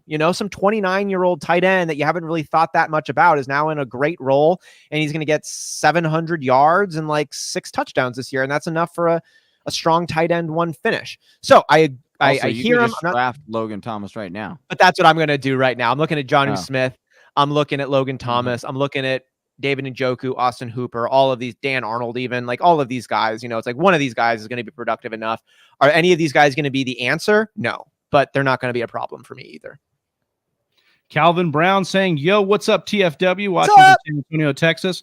Ready for some football, Calvin, as are we. Let's go. But thanks for joining us. And if you're new to the channel, Calvin, hit that subscribe button. If not, thanks for popping in and mock with us next Monday, potentially. And hang around for the best ball draft. That's coming up after this one. Yeah. I'm excited because we got our new. Trevi, can you preview a little bit about how we're going to be doing our draft grades here? Yeah, so I think the idea that we've got here is, we want to make sure we get touched in on some of what you guys were able to do. We understand it's March. We understand some of you auto-picked for a little bit, or, as Cat's Pajamas said, it glitched out. But we want to kind of run through the team, see how you did what roster construction. I think we'll do like we've done in the past. Johnny will maybe take the first 3 or 4 players, run through that. But as you run through that, Johnny, kind of be telling us what you think about that roster. Austin and I are then going to use our nifty whiteboards here and come up with either a letter grade or a phrase that accurately describes the grade that Johnny's kind of rocking through that roster. And then vice versa. I'll go through the next 3 or 4. The two of you, Johnny and Austin, will kind of come up with a grade or a phrase that epitomizes that team, and we'll kind of rock and roll through that. So, not spend too much time, but try and get Whisper Nation what they want. And they want, a little bit of affirmation, words of affirmation, some love. People what they want, man. Maybe they're masochists. Maybe they want a little bit of shit talked on them too. We can do it all. Hey, who knows? Naughty boy. We'll do it all. We'll do it all. We can rock right into it because David Njoku was Mr. Irrelevant there for Austin. But Johnny, why don't you take the first 3 guys here: Cat's Pajamas, Jay Blizzy, and Dumpster Fire. But start off with Cat's Pajamas. All right, TCP, defending Listener League champ, hopped in right next to me. I was a little worried because he normally likes to draft a lot of quarterbacks. As you can see, he did draft a lot of quarterbacks. He drafted 4. He got Pat Mahomes, Aaron Rodgers. He got our guy, Mac Jones. Who? Mac Jones! Whoa. There as his 3rd quarterback. And then Pickett, Kenny Pickett, who should be the number 1 quarterback drafted in this year's draft. We'll see how that goes. But pretty solid quarterbacks there. Then his running back room is as follows. Alvin Kamara, they got in the 3rd, which, depending on what the situation is with Sean, that could become really interesting. But we do also know that he's probably going to face some kind of suspension for this, at least initial part of this year. So you have also Aaron Jones, who's a good running back. Leonard Fournette, we'll see where he ends up signing. Does he follow Tom Brady back to Tampa Bay? We'll see. Tampa Bay. We got our guy Chase Edmonds, now Philadelphia or Miami Dolphin. I'm not sure how I feel about it, but they paid him starting money. We'll see how it goes. Rondale Moore could see an increase there. And Chuba Hubbard as is another running back. He grabbed some nice depth there at the running back position. Wide receivers, this is where it is a little thin there. So he has Trey Burks, which should be the number 1 wide receiver in a lot of people's books off the board. Then he got our guy, BMW, like that one who just got paid. Rondale, like I mentioned, and then Gabe Davis. They're actually not too bad. And then his 2 tight ends are Cole Clement and Uzama. So TCP, pretty solid team here. What do you guys give him? What's your overall grade here? What do you, Big Travie? Let's see what you gave him. A C. I'm gonna give him a C here. The reason, I just don't. Explain yourself. Alvin Kamara has some major question marks. Dynasty or redraft at all. Running back position, Aaron Jones there. I'd like how he made up for it with some guys that could play win now kind of ball for him. But the wide receiver lack of depth for me is really the problem here. Mike Williams, who is absolutely up and down all the time. Rondale Moore, all these guys, none of these guys are really for sure one. And so he's really lacking volume and attention at his wide receiver. So, you need the wide receivers, especially in Dynasty, as Ronald pointing out here. And I think that he just kind of, unfortunately, he said his phone, kind of crapped out, but I think he crapped out a wide receiver, and it's kind of putting a. I'm gonna go. I gave him kind of a weird thumbs up. Whoa, dude, look at that. First of all, Austin that hand over is here, excellently drawn. Was that already on the whiteboard? Was that was already on the whiteboard? No, I was looking at my thumb. I was looking at my hand. It's an Etch-a-Sketch, dude. That's impressive that you were able to sketch that so quickly. Also, that thumb looks like it broke a little bit, but yeah. Yeah, kind of like the team. Yeah. Ooh. Oh, yikes. Okay. All right. So we have Worcester Nation. Let us know in the comments what you give TCP's team. So we got a C from Big Travie, and you got a thumbs up with a smiley face from Austin. Okay. So moving grades on matter. to the 2 years ago Listener League champ and Jay Blizzy. We have Josh Allen in the first. Lamar Jackson is his 2 quarterbacks. He took back-to-back. Then he went wide receiver stack here. So we'll break down his wide receiver room real quick. He has Debo, Chris Godwin, which is a major jump from last week's draft, mock draft, because we didn't know that Tom Brady was his quarterback. So Godwin fell quite a bit. DJ Moore as his 3rd wide receiver. Hunter Renfrow, our boy, gets him late in the 8th. Tyler Lockett in the 10th. And Brandon Cooks in the 12th. That's a pretty good wide receiver stack there. Then for his running back room, he got Travis Etienne in the 6th. He got Damian Harris in the 7th. Devin Singletary in the 9th, who I do think, we're only 2 mock drafts in, boys, but Devin Singletary's value is very great right now. He also grabs Gus Bus in the 13th, Myles Gaskin in the 14th, and then Jonathan Williams in the 15th round. So, and then his tight end is Mike Gesicki, who just got franchise tagged. So we do know that he is more of a wide receiver. I like Mike Gesicki. Good tight end there. So ultimately, what does this team satisfy your palate with grade wise? Big Travie. I'm going to say for Jay Blizzy, it's kind of an overall grade, but like a rock. And yes, that is a rock.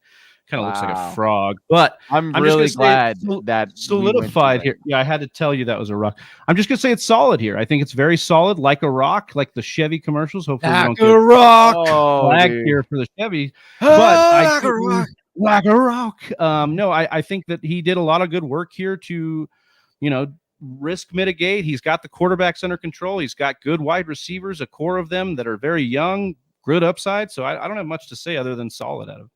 I'm gonna go with that. You guys remember you guys know the cereal Life? Remember the popular commercial back in the day? That's my grade from his. Hey, Mikey, I think he likes it. Yeah, love it. It's not a slogan, it's a vibe, and it's a little. It's like, hey, I think that this is pretty solid, right? Like he's got 2 really impactful wide receivers.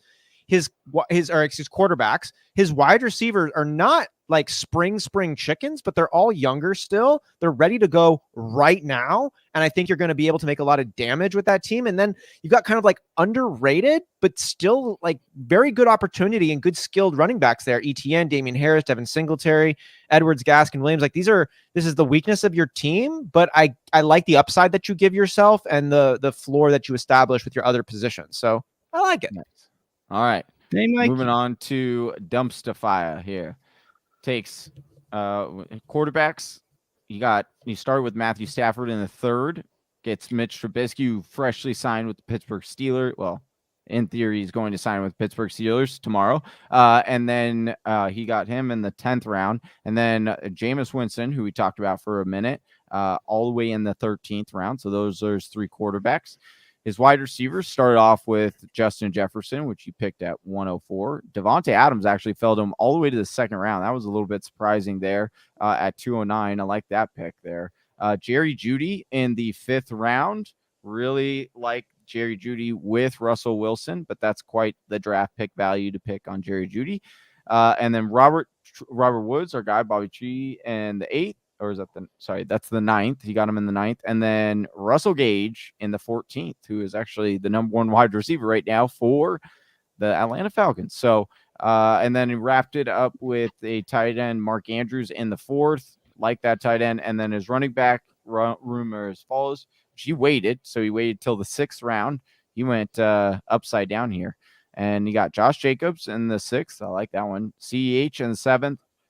Spiller in the 8th, which I believe is like the 2nd or 3rd best running back. And I haven't done a whole deep dive into the running backs yet, but I believe he's one of the top in this year's class. Then you got our guy. Oh, he went back-to-back here with the Seattle running backs with both Penny and Carson. So he didn't like what Austin was saying either. And then Trey Sermon there in the 15th to wrap up his draft. So based on that, I'm going to start this time with Austin. What grade do you give Dumpster Fire's team? I'm not so sure this is a Dumpster Fire team though. No, I like the team. I think the team is actually really solid. I don't look at a pick on this selection and find a spot that I think is a bad move. But when I look at the whole squad, I see incomplete. I see one good quarterback in Stafford. Trubisky's a nice fill-in for you right now, but we don't know. Same thing with Winston. I think Jefferson and Adams are a killer 1-2. It falls off a little bit with Judy. Now that could come up. But then like in the running back spot, like you got a really nice year probably with Josh Jacobs, but who knows what's going to happen after that. So I think you got a really solid foundation, but I think you're just missing some pieces. And I think this fun team is kind of like a Happy Meal without the French fries. So it's like you get the toy though. You still got the toy, burger, but it's still a little incomplete. Would you rather miss? Will someone get this kid a Happy Meal? Would you rather have the fries missing, the burger missing, or the toy missing? I wanted the fries missing. That was the one that like at least impacted me because I think this is a pretty good team. I went back and forth between the toy or the burger or the fries. I did. All right. Yeah, I'm similar to that. I think that this team isn't terrible, and his name is Dumpster Fire, but it's kind of like if it was a dumpster fire next to a flower shop or a flower business here. Like, it's not going to be the world's most terrible fire smelling wise, but it is still going to be a little bit of a fire. Mitch Trubisky is one of the biggest reasons why it is still a fire. But I do think that it's more of, close to if I've given a letter grade, it's close to like a B-.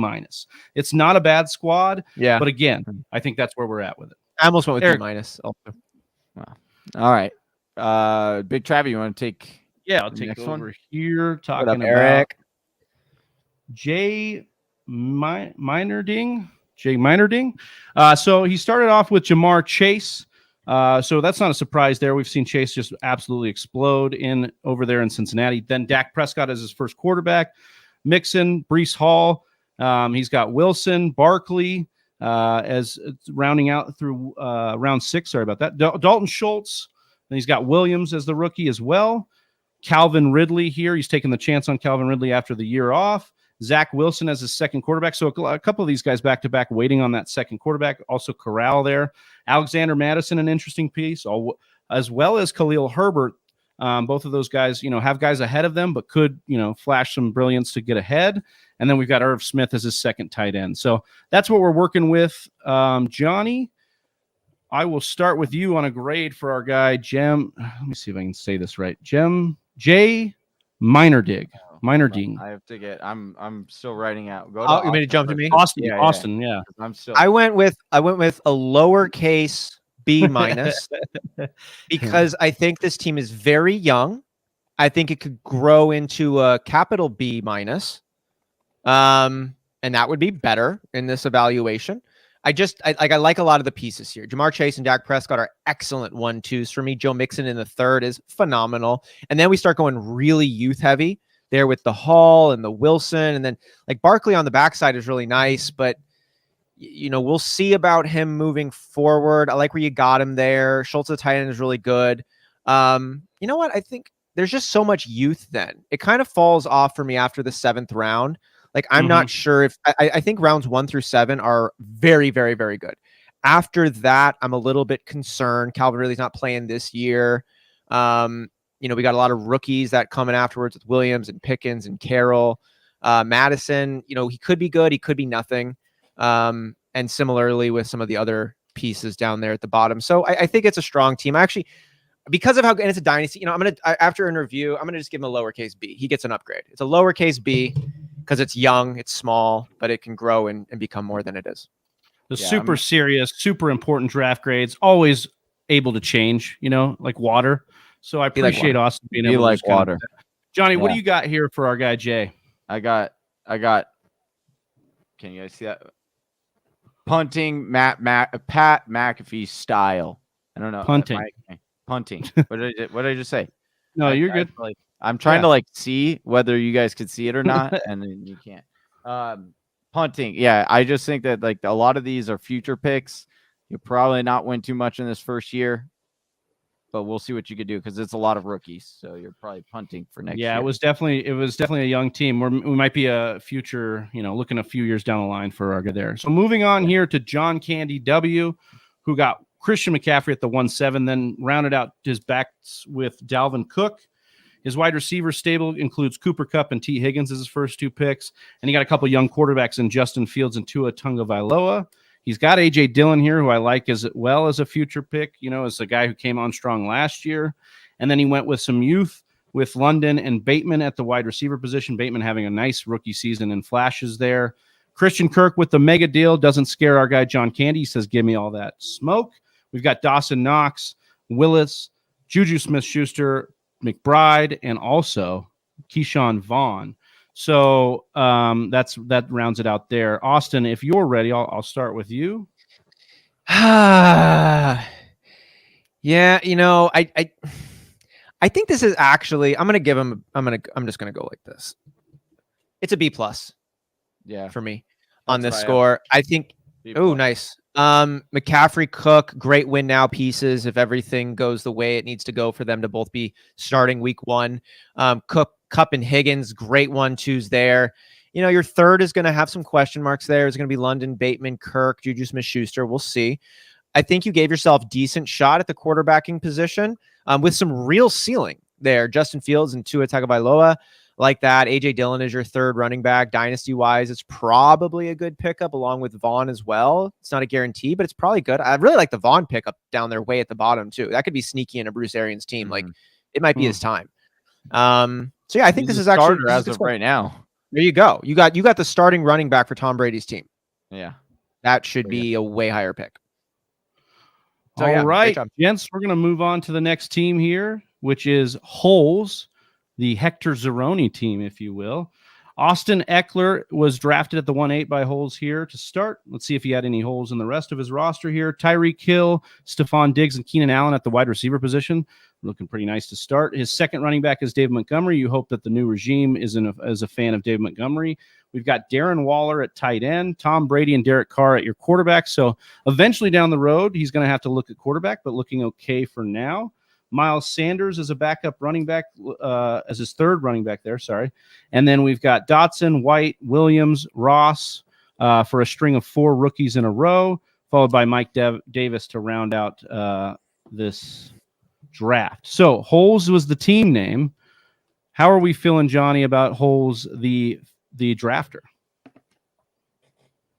A. Gives him an A. He loves this team. I need to just write big. I do like this team. I think that when you initially started running it down, I was like, okay, these are also, I maybe had some question marks with the quarterback position there. Obviously Tom Brady getting older, but I think Derek Carr is a very solid and underrated quarterback that will be really good to pair with Tom Brady this year. And then you can kind of figure it out. But I think you'll compete right now. You drafted some running back or some rookies that obviously need to pan out a little bit, but you're kind of balancing out, winning now as well as developing or setting yourself up for the future. Austin, you were shaking your head in affirmation there. You kind of agree with the A grade there, or what have you got? What have you got? Yeah, I'm real close. I got an A-, Veruca Salt. I want it now. I think this is a win now team. And as Johnny put it, he's still got some room for development down the road. Well done. Love it, love it, love it. All right, I have done 3. So, Austin, to round us out. Yeah, jumping in here with Fabosi here takes Johnny's boy DeAndre Swift in the first with Derrick Henry in the second. Kyle Pitts is his tight end, first one off the board in the third. Jalen Waddle, young tight end of Miami. A couple of running backs there with Ezekiel Elliott as his third. Walker, rookie running back there as his fourth. And he's got Michael Pittman, Olave, Marquise Brown, 3 wide receivers, young wide receivers I'll add. Then he picks up his first quarterback in Ryan Tannehill. Punting quarterback strategy, not a bad one to get this later down. Cordero Patterson, another rookie running back there in Cook. Rounds out his last 3 picks with a slate of quarterbacks, Matt Ryan, Davis Mills, and the incoming rookie Desmond Ridder. All right, so we've got the team done. Thank you for drafting with us, Fabosi. This one was awesome. I see Travis had his head down when I finished, and Johnny's head was up. So I'm going to go with Johnny. You want to hit us with your score? I'm giving him a B. A B. A B. Yeah, I do like I like a lot of the parts in this, but then it comes to the quarterback position. That's where I think it's going to be hard to compete with those kind of quarterbacks on a week to week when you're in a super flex. But I do think the overall direction of this dynasty is starting off well with the first, 6 pieces, 8, even a mark with Brown in there. I do like that as well. So I do think in the future there's could be some bright future ahead for this team. I feel that. Not far off of Johnny here, Austin. I'm going to go with C+ and 2021 Savage, because those first 5 picks are a bunch of 2021 guys, right? DeAndre Swift, Derrick Henry, Kyle Pitts, Jalen Waddle. These are guys we were hyping up in that last year. I wonder how much recency bias is baked into what this guy's doing as his draft here. But the quarterback position is what eventually got you the C+ for me, because your second quarterback is Matt Ryan, and in a lot of metrics was the second best quarterback on the Falcons last year. So that's what we're looking at for me. So yeah, a little bit lower than Johnny, but not too far off. Moving on to Andrew's 808. He takes Nick Chubb in the 10th overall selection and pairs Javonte Williams up with him there. That should be really nice. A.J. Brown is his first wide receiver in the 3rd. T-Law, Trevor Lawrence, is his quarterback number 1. Deontay Johnson, followed by T.J. Hawkinson. Amari Cooper is his 3rd wide receiver. It's pretty nice. Tony Pollard there is his 3rd running back. Carson Wentz, 2nd QB. He gets Michael Gallup, Baker Mayfield, Hunter Henry, then Odell Beckham, Tyler Boyd, and Sony Michel, all as bench pieces. All right, this is pretty... Not a ton of youth, but not a lot of older players either. Javonte Williams, obviously on the younger side. A.J. Brown too. Trevor Lawrence. I'll keep my editorials to the side. I'll come over here to Travi on this one. What is your grade here for Andrew's 808, Big Travi? This is Johnny's birthday present. Okay, so this is nice. I like. He's got Deontay Johnson, who Johnny loves. Amari Cooper, he couldn't stop talking about. Carson Wentz, Baker Mayfield. I mean, these are all guys. Nick Chubb, all guys after Johnny's heart. I think Andrews, who I thought was a new name, has been watching the channel and loves him some Johnny and says, "Happy birthday, Johnny." Here's a team that I think Johnny would grade A+. Hey, you know what's great? Hey, I swear I didn't change this. Look at it. That's sleeper team, bro. Yeah. They knew it. That is classic, dude. Classic that Travis was like, "Oh yeah, no, this is a great team. This is a sleeper team. People are sleeping on it. This will do well. This one will do well." Yeah, they may not wake up, but they may not wake up, dude. But you won't. You won't. All right, moving on then to our last squad here, the one and only Smitty Satao. Always a pleasure to have you with us, my guy. He takes Justin Herbert in the 1st round, followed by Trey Lance to get 2 nice young quarterbacks there. Cam Akers and Elijah Mitchell in the 3rd and 4th. He gets the one and only Travis Kelce, followed by a string of wide receivers: Amon-Ra St. Brown, Elijah Moore, Brandon Ayuk, Darnell Mooney, Kadarius Toney. 1, 2, 3, 4, 5. Kenneth Gainwell is his 3rd running back. Zach Ertz is his 2nd tight end. He's got Jared Goff to be his backup quarterback, with Ronald Jones and Curtis Samuel there to round it out. Ronald says way too early on Lance. We'll see if Johnny and Travis agree on that while they're putting their grades together. I'm looking at this one. Not a lot. Obviously, he punted on the wide receiver. Amon-Ra St. Brown's his 1st, but with Amon-Ra, Elijah Moore, Ayuk, Mooney, Toney, you're hoping you can get 3 playmakers out of those high ceiling guys who all went where they went for a reason. Let me get Travi's take on this one, as Johnny his head was still down. Yeah, I like the way that this team is actually aesthetically put together too. If you look at the way they drafted, it was all kind of really nice and concise here. So B is for button down t-shirt, which I give him a B, and I think it's a nice looking team because, Austin, you said the weakness would be maybe wide receiver. But look at what he did here. All very young, very high upside wide receivers. So if he's able to get 2 of those to go, huge. And in a dynasty startup, you're not just drafting rookies, you're drafting younger guys too. And that's kind of what he attacked the wide receiver at. Love the running backs. Love the upside with Trey Lance. Yeah, it was probably too early, but maybe he wasn't going to get him coming around there. And this could change in the coming weeks. If Garoppolo does get traded, Lance is going to start getting more hype and going a lot earlier as well. So I kind of love this. I like this team a lot. I like it. What do you think about it, Johnny? Yeah. Stack. Yep. Like these boxes. Yep. Exactly, dude. Yeah. I love it. I did write books, but it's okay. but it looks like boxes as well. But yeah, I love this team. I think it's really good. I think there's a lot of upside there. There's a lot of exciting pieces to where you can be able to make trades if you needed to. Like there's a lot of good, and it's younger too. It's really well put together. Well done. Right on. I think it's good, really good squad too. Whisper Nation, if you loved what we were doing here, let us know in the chat. Let us know what your favorite team was. And the fun is not over for Mock Draft Monday. No. We are going to take a quick 5-minute break. And on the other side of that, we're going to get into a best ball draft over on Underdog. If you want to join us in the coming weeks, get over to underdogfantasy.com or download the app in the App Store. Use the promo code TFW for up to $100 of matched money. But other than that, guys, we'll catch Whisper Nation on the other side for this Underdog best ball draft. You won't. All right. There we go. I'm making my second pick, which is a little bit controversial, but I have good reason why I'm making it. Can you speak to controversial? Yes. Because everybody wants to say Joe Mixon's so controversial, but I really think that he belongs at least right here or, even a little bit mid-second. But everybody's got a problem with Joe Mixon, or they're on the extreme other side. They love him, so much. Very polarizing. Typically at the 11th spot here, I would have drafted Travis Kelce, but again, I want to shake things up, and I haven't drafted Diggs yet, and I haven't drafted out of the spot, so I kind of want to see where things fall.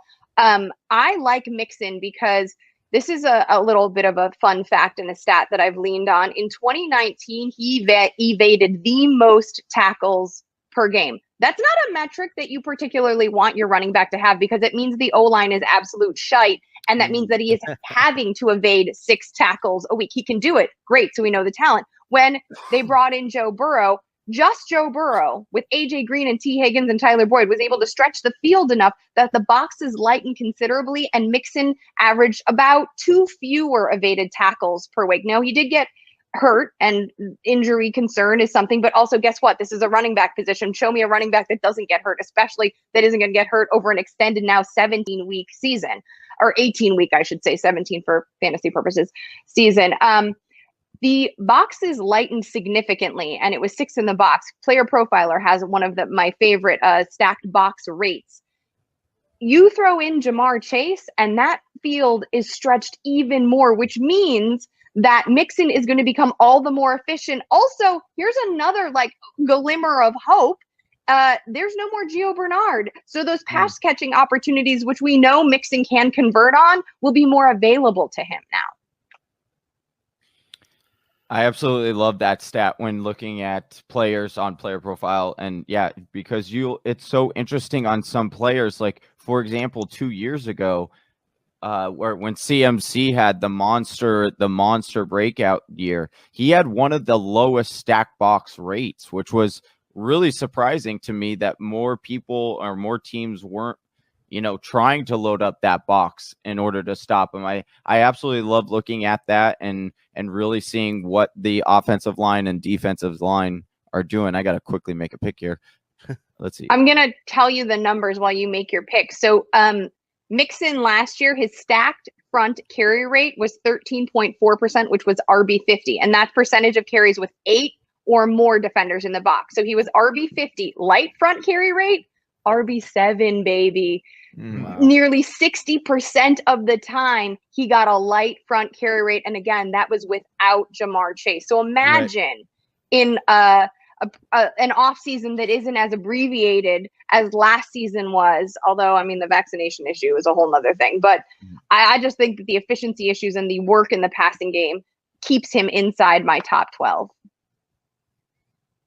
I love it. Joe Mixon sneaking up on the boards here to pair along with Stephon Diggs.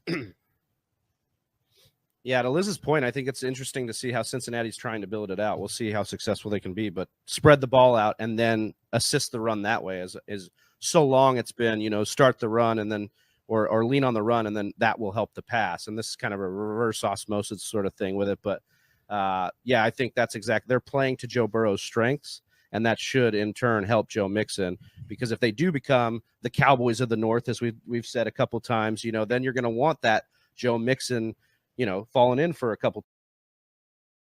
Right here. Congratulations on making it to the end of the video. If you still have a lot to say about. Wait, why did that one I have no idea why It's not the end. it's not the end. Not the end. The end is Damn not you, yet. past Travis. It's kind of near. You don't say those things. Yeah, I mean, don't the know end's why I jumped always to that. around the corner. Right? I don't know why I jumped to that. But Whisper Nation, if you're back with us again, we appreciate you. We kept most of you on here. Appreciate you guys rocking with us. We're going to be doing an underdog best ball draft, just the three of us. But starting next Monday, we'll be getting in all of you guys with us as well. So make sure you get on over to Underdog so you have the app ready for next week, and we can share that link with you guys. Johnny, you want to give us a little roster breakdown for this as well? Yeah, so we get 1 quarterback, 3 wide receivers, 1 flex, 2 running backs, 1 tight end, 12 bench spots. Okay. And it is half point PPR, 6 point for receiving touchdowns and rushing touchdowns, only 4 for passing touchdowns. Okay. So remember that. And -1 for an interception, -2 for fumble lost. So Austin, we're still dipping our toes into the best ball pool. Like we've only been doing this maybe a year and some change. What are some takeaways you took from last year that you're going to take with you into best ball going next year or into this draft season? Multiple quarterbacks. Pick up a handful of those guys, and really just go for your upside swings. You know, I'm not taking anybody that I think is like a floor play. I'm going all upside because you get more players than you're going to need. And like injuries will happen. You know, someone who drafted J.K. Dobbins and Gus Bus, you know, injuries do happen. So just go for upside as much as you possibly can and get a couple of quarterbacks. Love it. Love it. Love it. Johnny, Austin, if you guys enter this thing, I think we can get going. This thing will move quickly. So as soon as you guys are in, then we're rocking and rolling. And so is this a super flex on this one? No, I don't believe so, right? Oh, your boy got the #1 pick again. How did that happen? It's going to start in a minute, right? It's rigged. 51 seconds. Let me go to the so you guys could see who's being drafted where. Also need to. Oh, nice. Oh, that's right. And then you draft on your phone? Yeah. Johnny, if you hit that, can you go full screen with that? Or is it going to mess up? I could try. Oh, it's only going to give, I shouldn't have done that. My bad. Why? It's all part of the strategy. Do you realize what you've done? I don't. All right. As soon as this, guys, got to make sure you're getting in Underdog. You know, even if you're not going to draft with us on these Mondays, it's just a great app to be a part of. Best ball, not only best ball, but prop bets, not just NFL. Austin's dabbling in some NBA stuff right now as well. They are rocking and rolling, and we just got baseball to sign off. So it looks like baseball is going to happen. So yeah, we're going to have all sorts of ways you can win money. Oh no. What just happened? I clicked the wrong button. Where am I live? Oh no. 10 seconds. I can't. I really hope. Oh no. Oh, it just clicked off of there. I hope it takes Jonathan Taylor for me. I bet it will. I think it did. So you're good. Let me see where my best ball things are. I got to get this back up. Hold on. Hang with me just a second. Technical difficulties, like always. Why did I click that back button? I'm going to give you as much time as I can, but I can only give you so much. Cooper Kupp is off the board. And I'm not going to give you any time. No, I'm just kidding. How do you even find? I don't even know how to find my drafts. I'm gonna go. Okay, hold on. I found it. We're good. Okay, cool. You took Derrick Henry, Big Travie? Yeah, I'm just looking at durability. If we're playing just for upside, then Derrick Henry. Why isn't Derrick Henry one of the best upside running backs in the league? I think he is. Yeah, good call. A huge. You know, in best ball, you're basically taking out all of your injury risk, right? Because you're drafting guys based on the best possible lineup. So I'm also going to take Jamar Chase here too. I don't hate any of that at all. All right. I am now. Oh, Johnny got it back. Nice. Yeah. I am going to, with my selection, who do I think is going to be that special? We are going to go with Devontae Adams. Ooh, nice. Devontae, you think you just ultimately they get the contract worked out. It'll figure itself out. Yeah. Davante Adams is not going to let a year of prime earning potential go to waste. Now, if he really thinks he could leverage that year into something worth it, he will. But Davante Adams, he came out with that line of like, I work for all of my money. Everything I have is earned. Like, he knows what he has on the table right now. I think he's playing it well. I think he ultimately decides they figure out a deal and he has an amazing season. I'm with that. I think that makes a lot of sense. I'm really interested, like we said in the last hour or a couple hours ago, just on what we're going to do with Rodgers' contract, because that's going to really depict everything, what they have cap flexibility wise and what they can do long term or short term with Davante. And it's one of those things where like that is the offense in a lot of ways. Like, yeah, I know Aaron Jones, AJ Dillon, they're all there, but the offense runs on the Rodgers Adams connection. So give me some of that. Absolutely. Anytime you can get that guy that's getting 30% market share, doesn't happen all the time, but there's a couple a year. If you get that guy, that's good stuff. 60% of the time, it works every time. That's right. A little Sex Panther by Odeon. Oh yeah, a little Josh Allen action, huh? First quarterback off the board. All right, later Gators. This is going to be fun. I'm excited for next week and beyond. Getting Whisper Nation in here. Yes, mocking with them. Or it's not even mock. This is a real deal. This is money on the line. This is a real deal. Holyfield. Yeah, let's put some gambling money on the line, Whisper Nation, next week. Come on and join us next week. Yeah, I mean, we can basically make up for Calvin Ridley by just betting a bunch of times here ourselves. He can't, but we'll do it for you, man. Solidarity. Oh, jeez.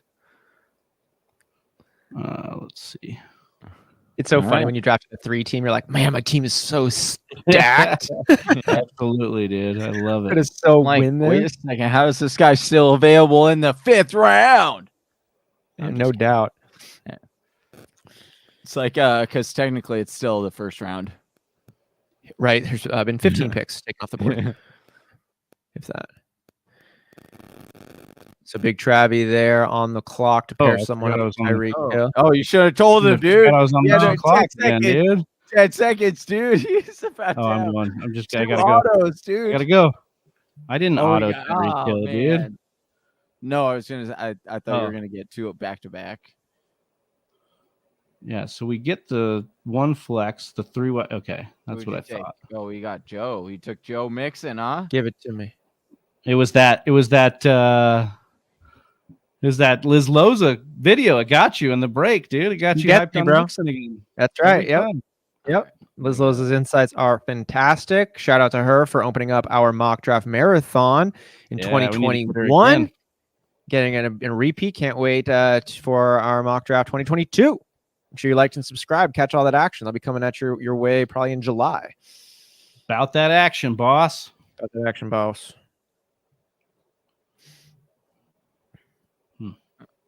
I like this. Little Josh Allen and Patrick Mahomes action on my team. Ooh, sure. That's probably a position you'll win almost every week, right? Because of those two.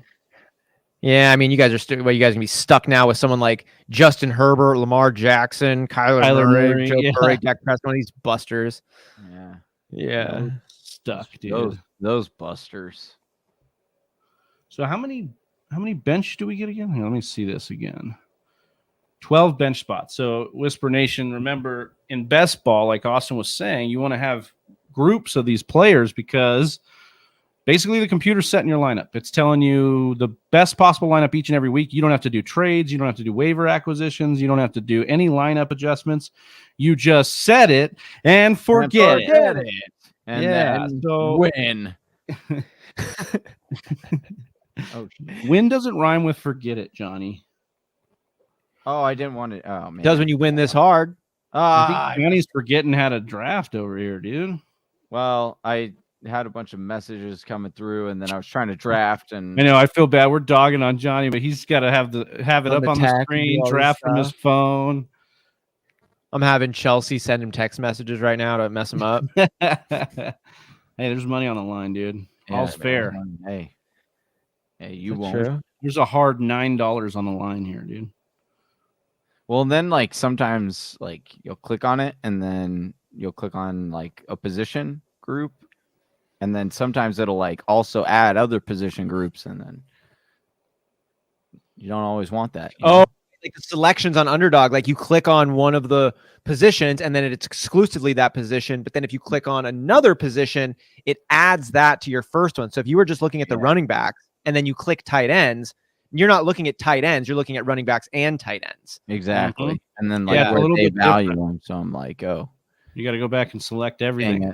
I was really hoping that Kyler was going to fall to me, and then I was going to also fall all the way down that one pick. Fall all the way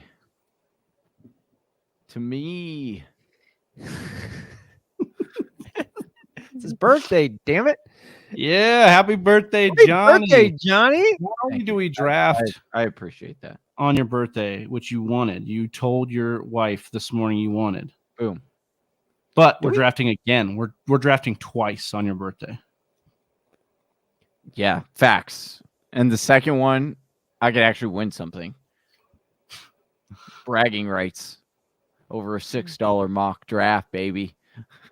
Hey, you're not gonna. I'm sorry, man. It's your birthday, but I don't know, dude. Have you seen my team? I just went back to back. I got Pitts and Darren Waller, the baller. I got Kittle and Kelsey. Yeah, that's true. That's pretty good. That's pretty good. I mean, it's all right. It's all right. My team is so stacked.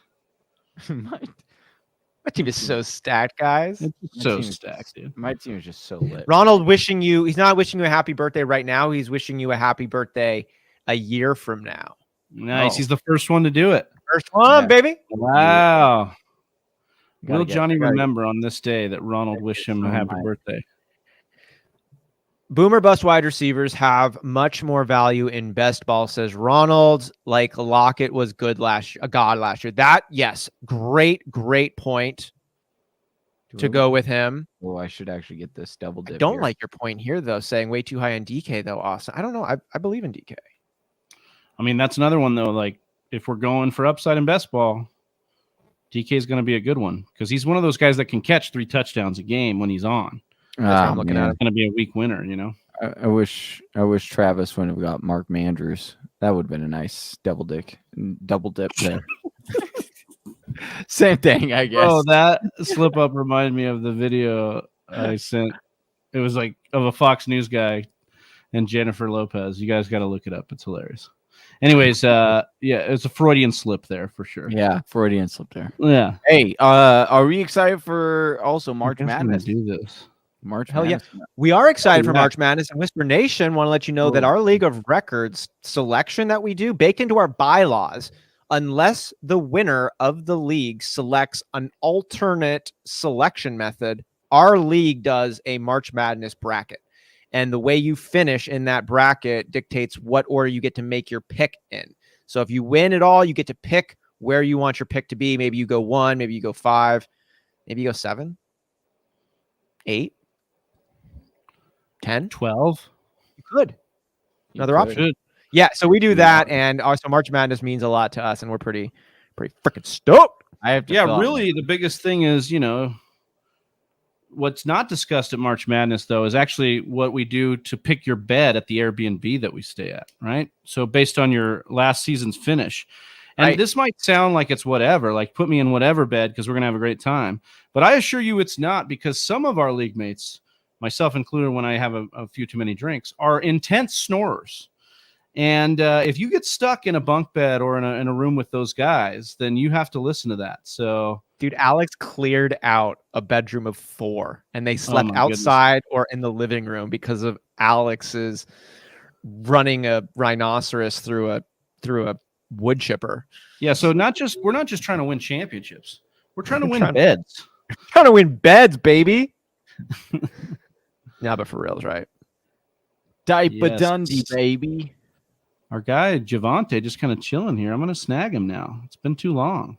I know. It's a good pick. Yeah, Melvin Gordon doesn't come back. I'm definitely going to be happy about this situation. I was looking at it, dude, but then it passed. He's such a funny one. Like, if depending on what Gordon does, we could see Javonte Williams going in the first 2 rounds.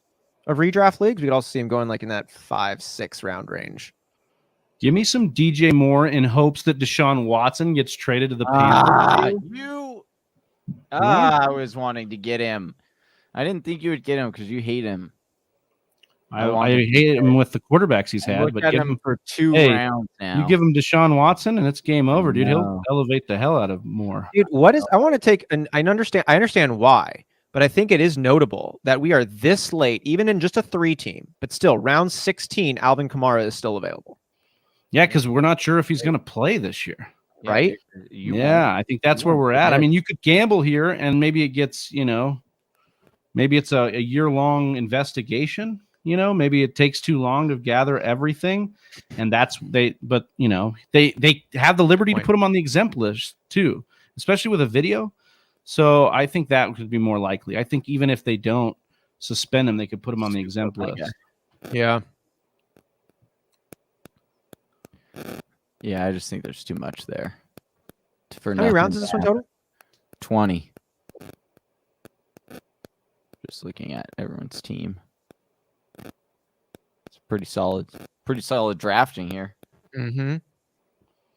I'm going to go with like we do this more semi-professional. Look at Ronald over here. No, Williams won't last to the 5th in any draft. He just did. Yeah, he just did it. Yeah, he just did right now. Right here. Draft for money. 15th round, dude. Well, I'm just glad he lasted here. That's all I got to say. Let's see. Johnny, what do you think about Chris Godwin this year? Hey, who's gonna take Calvin? Who's gonna take Calvin Ridley? I'm gonna miss that one. Oh shit! Auto draft. Oh, I missed it. Oh, I thought you were gonna auto draft Calvin. Oh, that would have been fantastic. How do we know? Oh, it's over here. So I've got 2 picks left. Yeah, at least you got David. I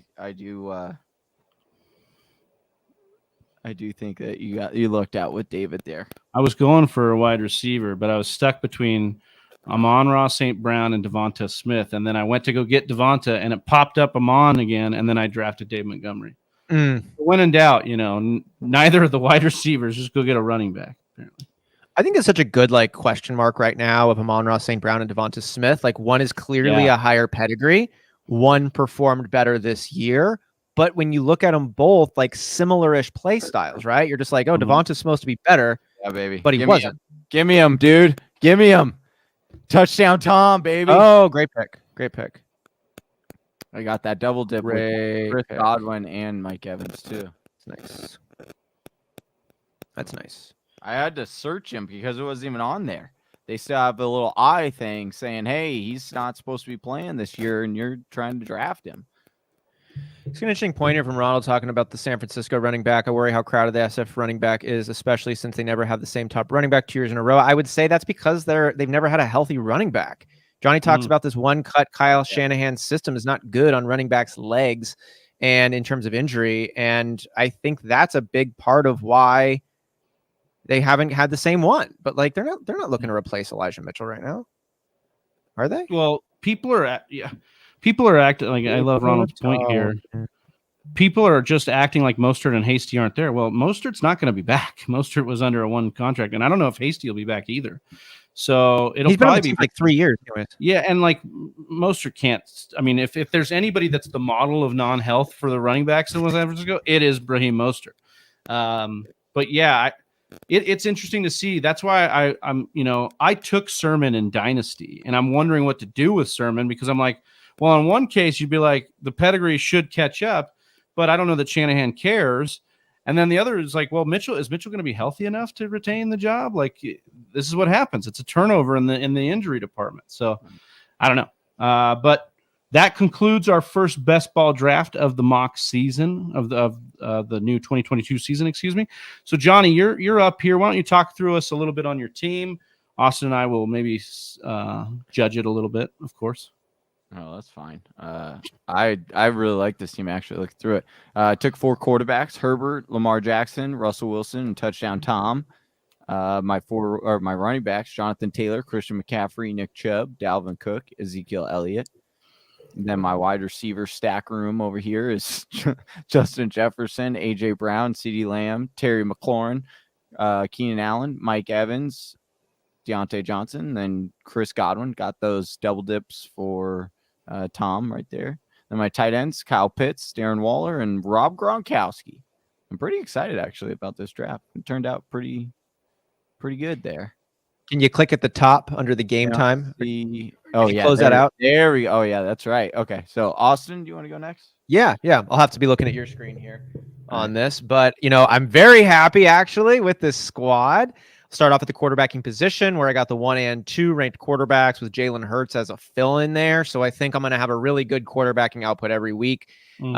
Trying to cover for buys and injuries too. I'm stoked. And moving down, I went for upside plays everywhere I could. Najee Harris was still available. I like all of the things he brings to the table. Joe Mixon, Antonio Gibson, right there in the same camp. Aaron Jones is the first one who's going to be presumably dealing with a bit of a split backfield. For my Packers, I hope that he does. I think they're a better team when Dylan gets the rock, but Jones has that ability to get 4 touchdowns in a game, have Mondo outputs via receiving or rushing. So I like that a lot. And then Alvin Kamara, we'll see what happens there. And Elijah Mitchell, I think it's a very solid pickup there. Moving down then, man, look, I've got the 1 and 2 at multiple positions. Cooper Kupp and Devontae Adams there, and then throwing in DeAndre Hopkins and DK Metcalf as backups. So I guess one of them would be my third, another one's backups. And then I just like the upside still of the bench depth here with T. Higgins, Amari Cooper, Marquise Brown, and then Amon-Ra St. Brown and Mike Williams are the last of the last there, but I still think they bring a good amount of upside.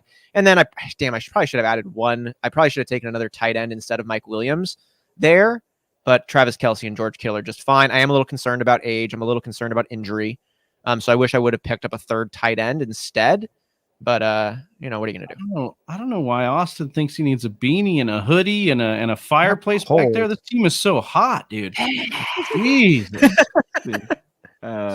We say teams are stacked. I mean, we got Robert Miller in here saying, "Hey, what's up, Robert? Good God, how many teams are in this league?" Because as you notice with Austin drafting this team, it looks ridiculous right here. We just got done with our yeah. Let's see. Yeah, we're a little bit warmed up too. Yeah. So I Travis, went with your ridiculous team here. Yeah, I had Kyler Murray, Dak Prescott, and Trey Lance, all mobile-ish quarterbacks. That should give me, big boom games. I really like Trey Lance as an upside league winner this year, should Jimmy G get traded away, which we expect him to. At the running backs, I just went with pure upside. That's what I wanted to do here. Derrick Henry, Austin Eckler, DeAndre Swift. And you're like, Saquon, no, but upside for Saquon is still there probably. Yeah. Cam Akers, Javonte, Dave Montgomery, all upside players with question marks, but looking for those pop games.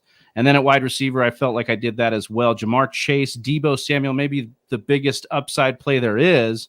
I'm a little concerned that we saw one of his best career year last year and that maybe we won't see something like that again. But in best ball, give me it.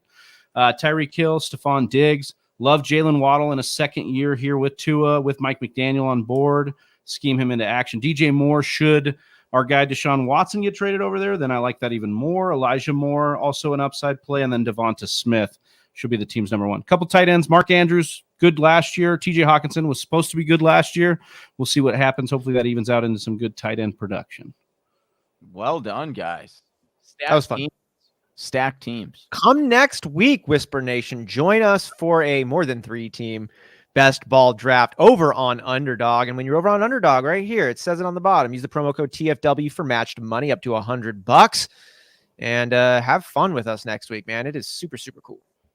Yeah, we're going to have a great time. Appreciate Austin running through that. And I appreciate Johnny coming on here, even on his birthday. Happy birthday again, my brother. Birthday, brother. Appreciate it, guys. Appreciate it. Yeah, what are you're 24 now? It's 57. 57. That's the joke, bro. I just got to say this joke. I got to say it's not a joke. But when people always pull that joke, right? Like, oh, he's 25 again. There you go. And I'm like, we're off on this. I know people want to hold on to the youth. I get it. Mortality is terrifying. But we're going the wrong way with it. Don't tell people you're so much younger. Tell people you're so much older than you actually are. Because if it's like, use their own logic against them. It's like, oh, Austin, it's your birthday. Happy birthday. How old are you? I'm 52. It's like, what the? You look good. Or it's like, yeah, don't I? That's wild. Like, I'm 50 something. Like, yeah. Versus like, damn, you a wrinkly ass 24-year-old. So, yeah. I love it. So how old are you, Johnny? I am 32 officially. Happy oh, no, you're supposed to say 52. No, Johnny, No, but that's awesome, Johnny. We love you, man. We hope you have a great rest of your birthday evening. We love Whisper Nation, who was in here mocking with us on Sleeper and on Underdog, and we'll be with you next week. And stay tuned for the Thursday night football show. So make sure you're subscribed on YouTube to hit that. For Austin Sear and for the birthday boy Johnny Game Time Hicks, I am Big Travie, and we're the Fantasy Whispers. We're out. Peace. Right here. Oh, hey, you made it to the end of the video. If you like what you saw and you want to learn how to dominate your own draft and win your own league, head on over to the Fantasy Whispers. I just keep doing that, dude. Right here.